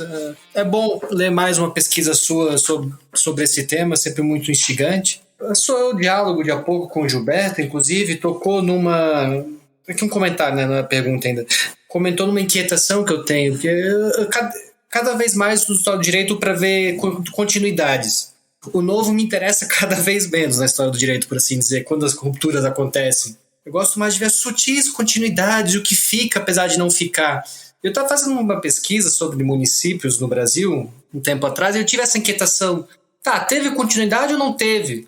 Porque como vocês estavam começando a divergir um pouco, o que seria essa continuidade? O conceito de continuidade é muito mais sorrateiro, muito menos singelo do que parece. Que a gente haverá instâncias que a gente ficará em dúvida se houve ou não continuidade, ainda mais quando envolve direito. Direito é cheio de juristas que adoram fazer coisas novas, dizendo que estão fazendo coisas antigas. Então a gente tem que tomar muito cuidado com essa dimensão discursiva do que está sendo estudado, feito e dito ao mesmo tempo. A literalidade, por assim dizer, pode enganar. Quantas perguntas sobre o seu texto, eu achei muito bacana, e é um belo trabalho que mostra as complexidades e multilateralidades das relações jurídicas do período e local estudados. Parabéns. Eu tenho algumas perguntas. Eu vou fazer... Eu e o Gustavo tendo uma parte complementar. Gustavo, Zatelli, você quer falar depois de eu falar tudo ou quer falar depois que eu fiz aquela primeira? Como no seu caso a pergunta é muito parecida, você começa a sua primeira pergunta, eu complemento e aí você pode ir para a sua segunda. Eu retomo. Tá, legal. Beleza. Estudar história é estudar culturas diferentes da nossa, como, por exemplo, o Chile ou o Brasil de 100 anos atrás. Nesse sentido, a parte inicial do trabalho, de forma concisa e proficiente, demonstra as diferentes compreensões sobre domínio, posse e institutos correlatos vigentes dos territórios espanhóis séculos atrás. Para além do que foi exposto, será que não seria o caso de abordar também o conceito de casa, que tem sido estudado por autores como Ayrton Zelander no Brasil? Ele aparenta ser um conceito profícuo para entender a atuação das autoridades coloniais, como elementos do trabalho, parecem sugerir, como elementos do seu trabalho, do seu artigo, parece sugerir, como, por exemplo, a alusão às ordenanças políticas e econômicas de La Plaza de Valdívia. No mesmo sentido, o conceito de domínio eminente, advindo da tradição, hoje ainda existente, pelo menos no Brasil, mas de forma vestigial, não seria também relevante para a estrutura colonial de Valdívia? O Gustavo teria uma pergunta conexa a essa? Sim, eu vou pegar uma carona nessa pergunta do Bruno sobre o domínio eminente, porque eu queria saber, Manuel, se você pesquisou sobre as fundamentações vindo de cima da coroa, talvez a autoobservação da coroa, sobre ela ser intermediária nas trocas de terras. Se, por exemplo, essa fundamentação eles utilizariam o conceito medieval de domínio, ou também se eles utilizariam a graça como conceito de fundamentação. E aqui eu também levo em conta que talvez não tenha tido uma grande articulação teórica sobre essa prerrogativa, da participação da coroa como intermediária nesses casos. Mas se você achou alguma coisa, seria interessante de te ouvir falar sobre isso. Continuando aqui, como combinado, para além dos mudando agora um pouco o foco, para além dos desafios usuais da história do direito, o seu trabalho enfrenta o desafio de analisar as relações jurídicas de povos originários de Valdívia, com uma matriz cultural distinta da europeia. Poderia, por favor, se aprofundar a respeito? Quais os desafios desse tipo de pesquisa? Como, por exemplo, volume de fontes que sobrevivem até hoje, que suponho que seja diminuto. Em regra, unilateralidade dessas fontes, dado que foram produzidas por autoridades coloniais, de modo que são produto de um processo de leitura e tradução, demonstrando mais o que os colonizadores pensavam dos povos da região e suas práticas jurídicas do que os próprios povos pensavam a respeito. O artigo menciona a existência de diferentes populações indígenas, com divisões e identidades próprias. As fontes estudadas demonstram indícios disso? Aparenta haver alguma variação nos ritos de venda e transferência de terras a depender da origem de quem vende? E também o trabalho menciona a decisão das autoridades do Chile independente de continuar aplicando o costume colonial em interações com populações indígenas, em parte por conta da sua indisposição em reconhecer as novas instituições republicanas. A indisposição das populações indígenas em reconhecer as novas instituições republicanas. Poderia, por favor, se aprofundar para nós nesse aspecto, explorando o poder de agência dessas populações Aqui vai um pouco na linha do que o Nuno já abordou, né? No fundo. Enfim, explorando o poder de agência dessas populações e como elas conseguiam fazer valer as suas demandas a respeito do regime jurídico a ser utilizado, agora de uma forma mais ampla. Muito obrigado. Bueno, gracias por las preguntas. Partiendo por el principio, el tema de la corona y del dominio eminente, gracia, y todos esos temas, no aparecen esos tipos de temas directamente, ¿no? Sí, yo diría el dominio eminente, no sé si era algo que uno como que pudiera percibir que se estaba aplicando de alguna forma, ¿no? O sea, puede estar en el trasfondo de alguna forma en lo que están haciendo, algo así. El tema de la gracia uno podría también interpretarlo si es que, por ejemplo, esta cosa de cuando interviene el gobernador, ¿cierto? Porque tiene estas prerrogativas de hacer concesiones, etc. Uno podría interpretarlo como gracia también, o sea, el hecho de que hagan la súplica y hagan todo este tipo de cosas, uno podría verlo de esa forma, de que interviene cierta gracia, ¿cierto? Real.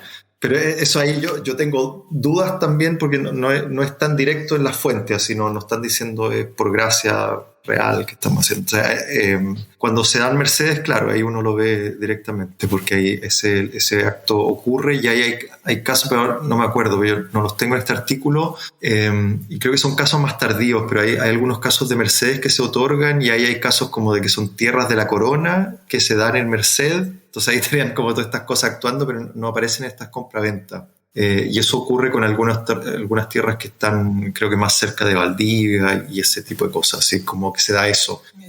Ahí se dan ese tipo de consideraciones, no en las compraventas, pero eso está ocurriendo también en el territorio y claramente es una forma también de colonizar también, de cierta medida. Pero ahí los documentos eran pocos, entonces por eso no lo trabajé más ni le di mucho más énfasis, pero eso también se podría ver de alguna forma. Claro, como anexo también, yo para estos artículos trabajé solo con el archivo de Valdivia, que es esa primera zona. Y en ese momento se está abriendo Osorno, que es una ciudad que está cerca, que es un poco de historia previa. Entonces Osorno era una ciudad que se fundó más o menos al mismo tiempo que Valdivia a los inicios de la conquista española de Chile, pero después hubo un levantamiento y echaron a todos los españoles de toda la zona. Y Valdivia quedó como un enclave porque se refundó a mediados del siglo XVII. Entonces, por eso Valdivia está ahí, pero Osorno se perdió. Entonces, había todo un momento donde los españoles estaban buscando la ciudad de Osorno para refundarla, ¿no? Y en estos momentos se está refundando Osorno, que está ahí al lado. Entonces, ahí hay un montón de casos donde uno podría ver más casos así como de Mercedes, Corona, Gracia, y todas estas categorías que estaban preguntando.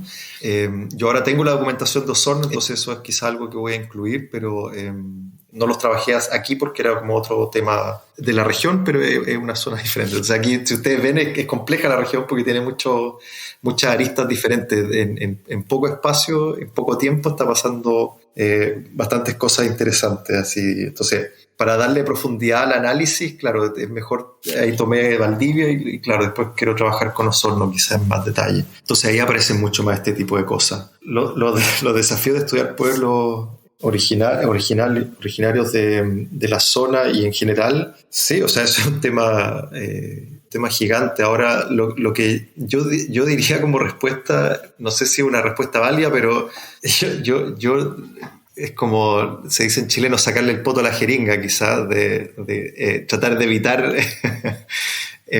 el mal.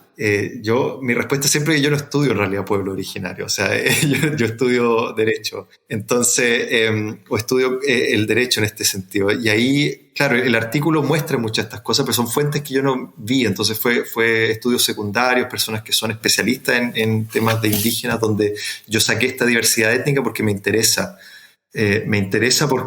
claro, porque es relevante cuando la pregunta tuya, ¿no? Que las fuentes no muestran esa diversidad, ¿no? Entonces estas fuentes no muestran esa diversidad. Entonces las compraventas no dicen todas estas cosas. Ahora las fuentes españolas siempre, o sea, todas estas reconstrucciones que se hacen a partir de fuentes españolas y hacen descripciones. Entonces ellos tienen mucha claridad sobre los distintos pueblos que hay y los distintos grupos, y ellos tienen en cuenta toda esta diversidad porque, digamos, a veces son amigos y a veces son enemigos, ¿no? Entonces a veces están negociando con ellos y tienen que hacer todos estos tratos. Entonces hay bastante información sobre esto porque los españoles son muy conscientes de o tienen que tener cierto conocimiento sobre esto. Y están estas instituciones que son los comisarios de naciones y los capitanes de amigos, que son figuras interesantes, que lamentablemente no escribieron mucho, o sea, porque esto eran figuras que en el fondo eran personajes que tenían mucho conocimiento sobre los grupos locales. Entonces a veces aparecen fuentes que son bastante interesantes, que no son notariales, pero son otros tipos de documentos que uno encuentra dentro de la correspondencia entre las distintas autoridades, ¿cierto? Que van de Valdivia a Lima, o que van no sé, que llegan hasta Sevilla, ¿cierto? Y ahí yo una vez encontré en el Archivo General de India un documento bien interesante donde era como un protocolo de cómo qué tenía que hacer un español si llegaba a la casa de un indígena, ¿no? Entonces eran todas las instrucciones que decía, entonces si se llegaba a caballo, no se podía desmontar, primero va a salir la mujer, va a barrer y va a hacer una serie de cosas, después vuelve a la casa, de ahí, no sé, cuando hay una serie de cosas hechas, ahí se puede desmontar el español, y cuando está desmontado sale el dueño de casa, ¿no? Entonces ahí recién uno puede comenzar estas cosas. Entonces estos documentos están así, entonces hay una serie como de cosas que describen todas estas cosas que tienen que saber y que hay que tomar en cuenta, y hay como un análisis de las costumbres, pero claro, el documento notarial en realidad yo lo diría así, es un documento jurídico, y en ese sentido yo lo leí así simplemente, o sea, no me puse a tratar de entender a los indígenas a través del documento, sino que estaba tratando de entender el derecho a través del documento, y en ese ejercicio era ver, claro, qué es lo que se consideraba como, qué sé yo, como ser dueño de algo, o cómo se entendían estas diferentes cosas. Entonces ese era un poco el ejercicio, porque lo otro me pareció que era algo que no podía hacer, o sea, directamente estaba más allá de mis capacidades, estaba más allá de mis preguntas de investigación también, que no era el tema que me competía, pero claro, o sea, eso yo creo que cualquier persona que trabaja con este tipo de documentos, eso, digamos, tiene que saber los límites de la documentación y tiene que tener muy claro todas estas cosas críticas lecturas críticas a las fuentes que hay que hacer, o sea, digamos, saber los límites que da la misma fuente, ¿no? Y la última pregunta sobre la agencia indígena, sí, eso es un tema interesante. Yo no le di tanta importancia, quizás no lo vi así como agencia indígena en ese sentido, pero porque las menciones quizás eran muy, muy escasas también. Entonces, se daba el hecho de que los documentos notariales seguían el mismo procedimiento, ¿cierto? Y estaban todavía siguiendo esta práctica colonial, y yo creo que en alguna carta del intendente encontré eso que tú mencionaste, ¿cierto? Que llegaban entonces él le escribía a Santiago, y él decía así, muy frustrado, decía que no están yendo a los tribunales, sino que están viniendo a verme a mí, ¿cierto? Entonces, y él seguía atendiéndolo, ¿no? Entonces, en ese sentido, como que seguía reproduciendo esa práctica colonial de que los indígenas trataban con el gobernador, ¿no? Entonces, pero eso fue una mención muy breve en una carta de correspondencia, entonces no fue algo que yo le di mucha importancia, pero claro, es un tema que en realidad daría para mayor reflexión en cierto sentido, porque podría no haberlo hecho, ¿cierto? O sea, podría haber ignorado todo ese tipo de... Entonces ahí uno podría quizás buscarlo en otros tipos de fuentes, ver si se encuentra más de este tipo de reclamaciones, pero al final, claro, terminaron haciéndolo así, ¿no? De seguir usando los comisarios de nación, y de seguir usándolo por vía política, por así entre comillas, ¿no? Y no judicial.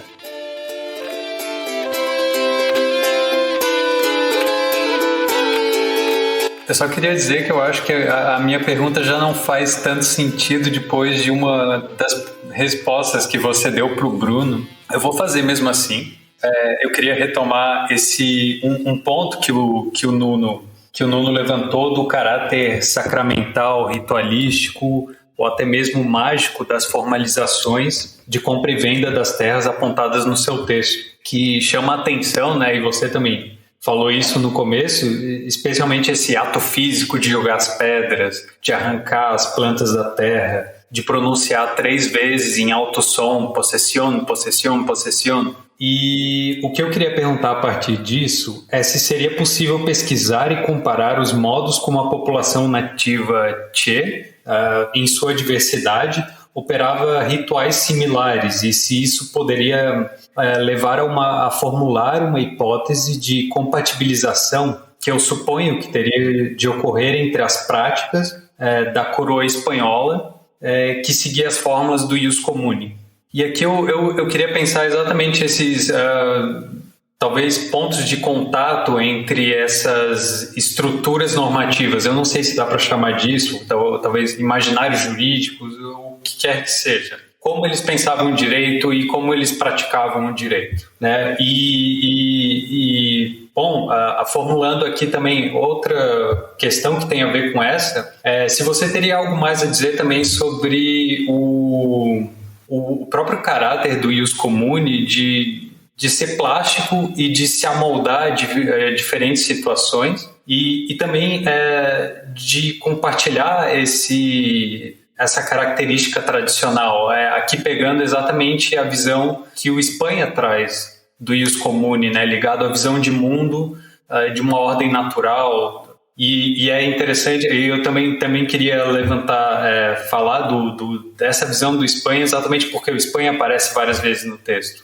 Eu acho importante levantar isso aqui num podcast que tem o nome, né, em homenagem a ele.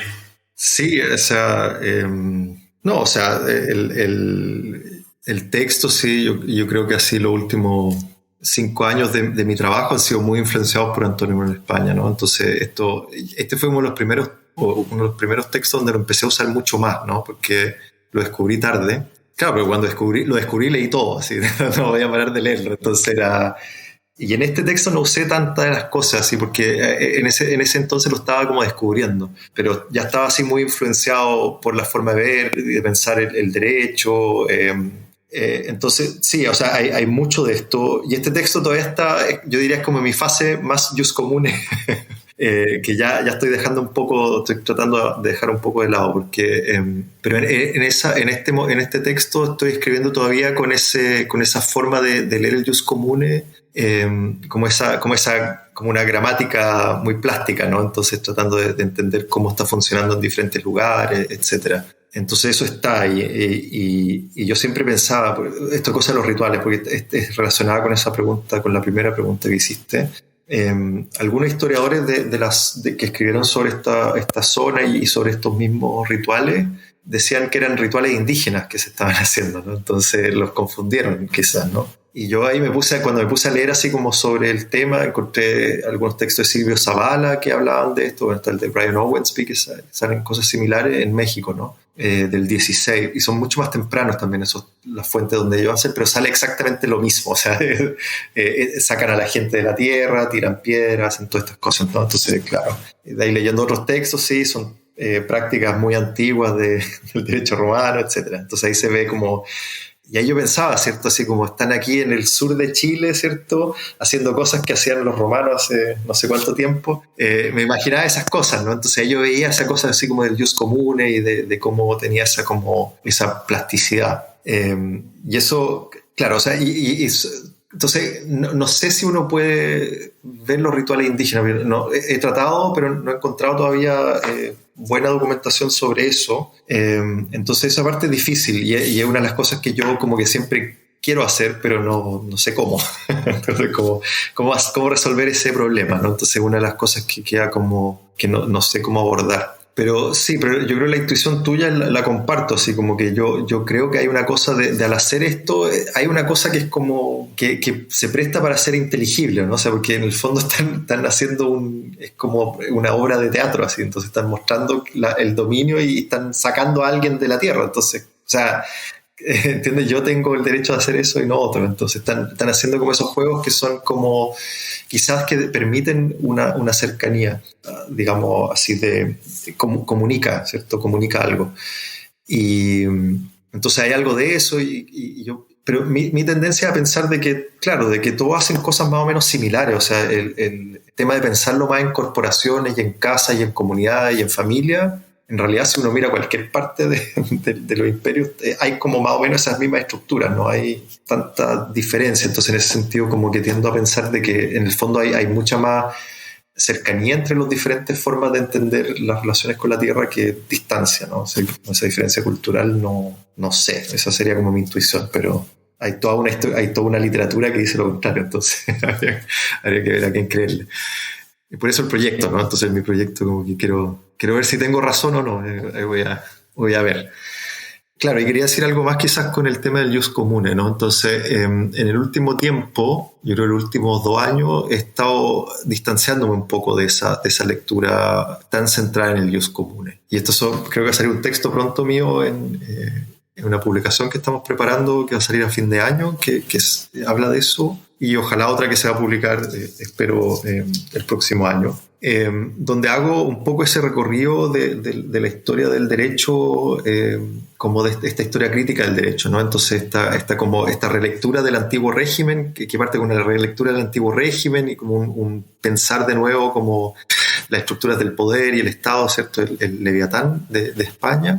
Y una importancia más fuerte del jus comune, ¿cierto? Y después ese jus comune en el mundo colonial, ¿cierto? Que es como un segundo paso, diría yo.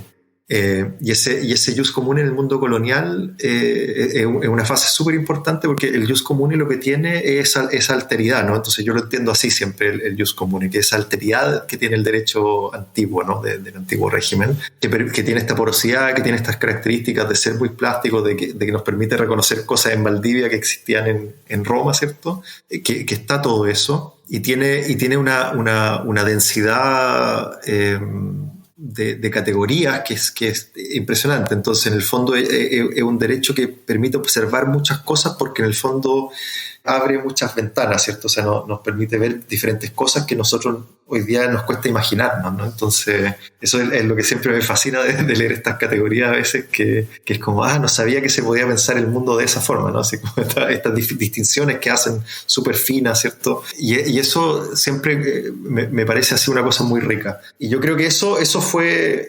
que yo creo que en la historiografía del derecho también es como la fase actual, y yo creo que ahora estamos en una fase de transición, y eso es mi argumento, digamos, y por eso es también, no es solo mío, sino que yo lo estoy leyendo también otras personas que están haciendo estas cosas, pero yo creo que la historiografía del derecho está está entrando en una nueva fase, y yo diría en el Max Planck mismo, ¿cierto? Con el proyecto que empezamos en el 2019, el Localizing Normativities, yo creo que Thomas Dube empezó a dar ese giro. Yo con mi ERC es como quiero hacer eso también, que en el fondo es seguir un poco esa línea. No sé cuántos más estarán haciendo algo así, pero yo creo que todos los que hacen un poco esta cosa de jus comune en el mundo colonial van en esa dirección, yo creo, que es el problema que se abre ahora, yo creo, para la historia del derecho, y es que el jus comune no nos da la respuesta a todo el derecho que había. Y ahí es donde está el límite, yo creo, que de esa forma de verlo, ¿no? Entonces, a Natalie quizás le va a parecer relevante para Finlandia,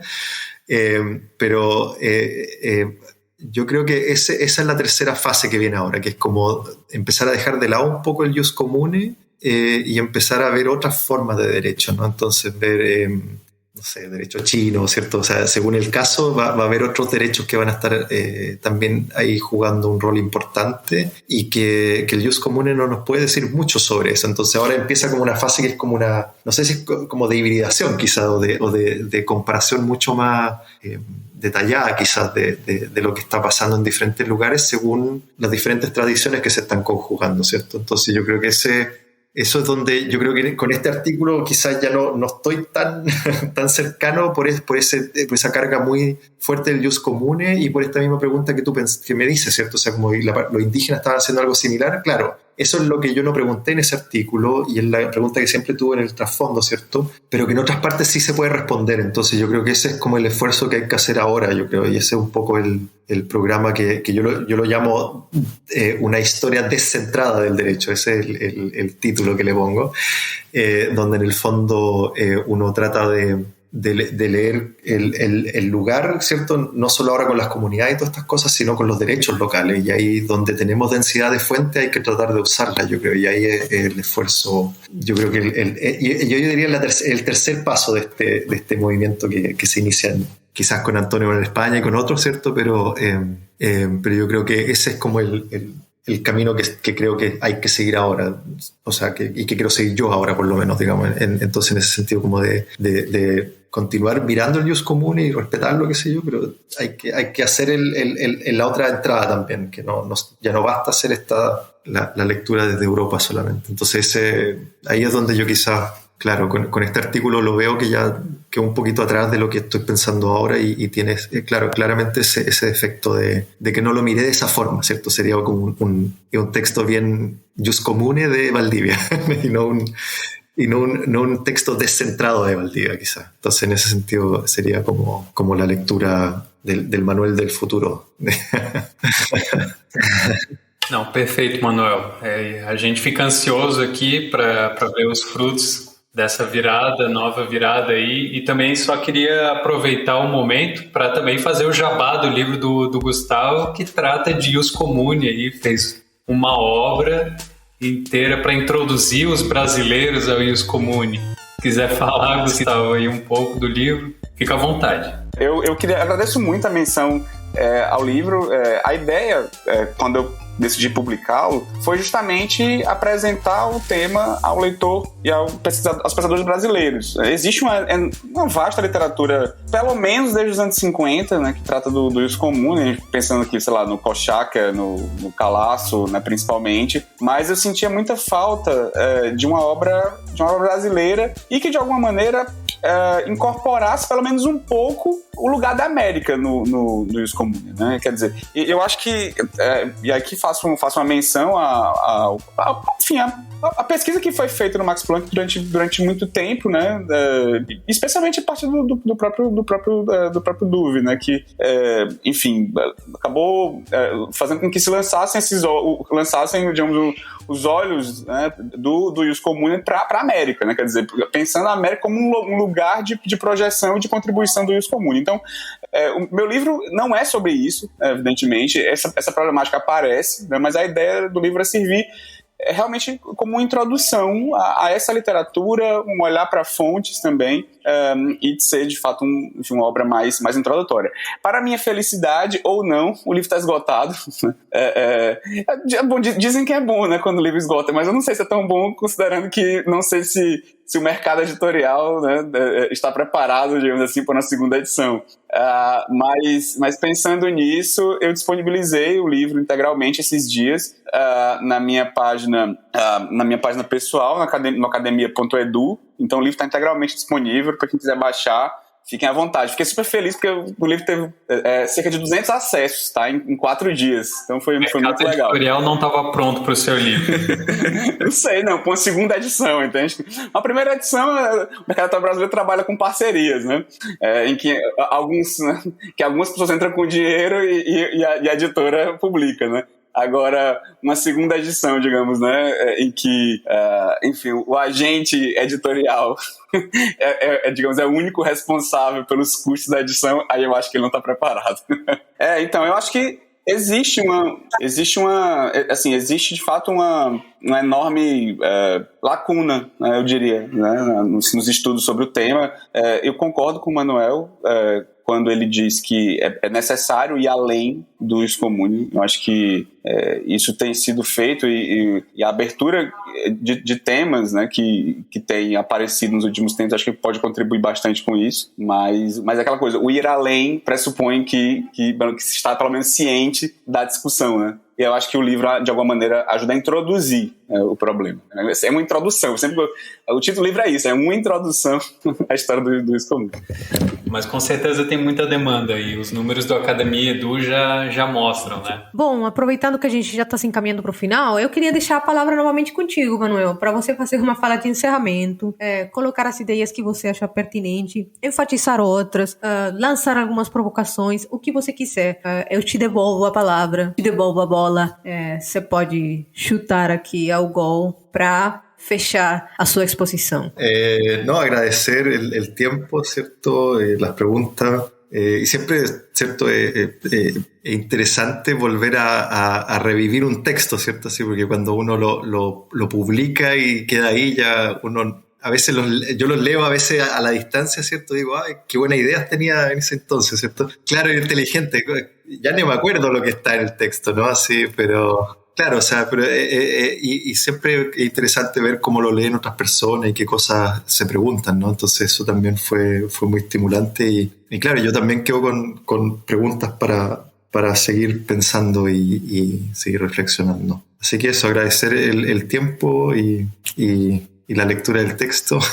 Y eso es todo, me despido. Eu também queria te agradecer por ter tido a amabilidade, primeiro, de aceitar o nosso convite e também por se submeter a esse escrutínio do nosso painel, porque realmente a gente acaba discutindo, a gente sempre acha que nunca é suficiente, né? Mas realmente a gente consegue discutir com uma certa profundeza os textos e, sem nenhuma dúvida, teu texto ele é maravilhoso, ele coloca de um jeito muito, muito interessante e criativo.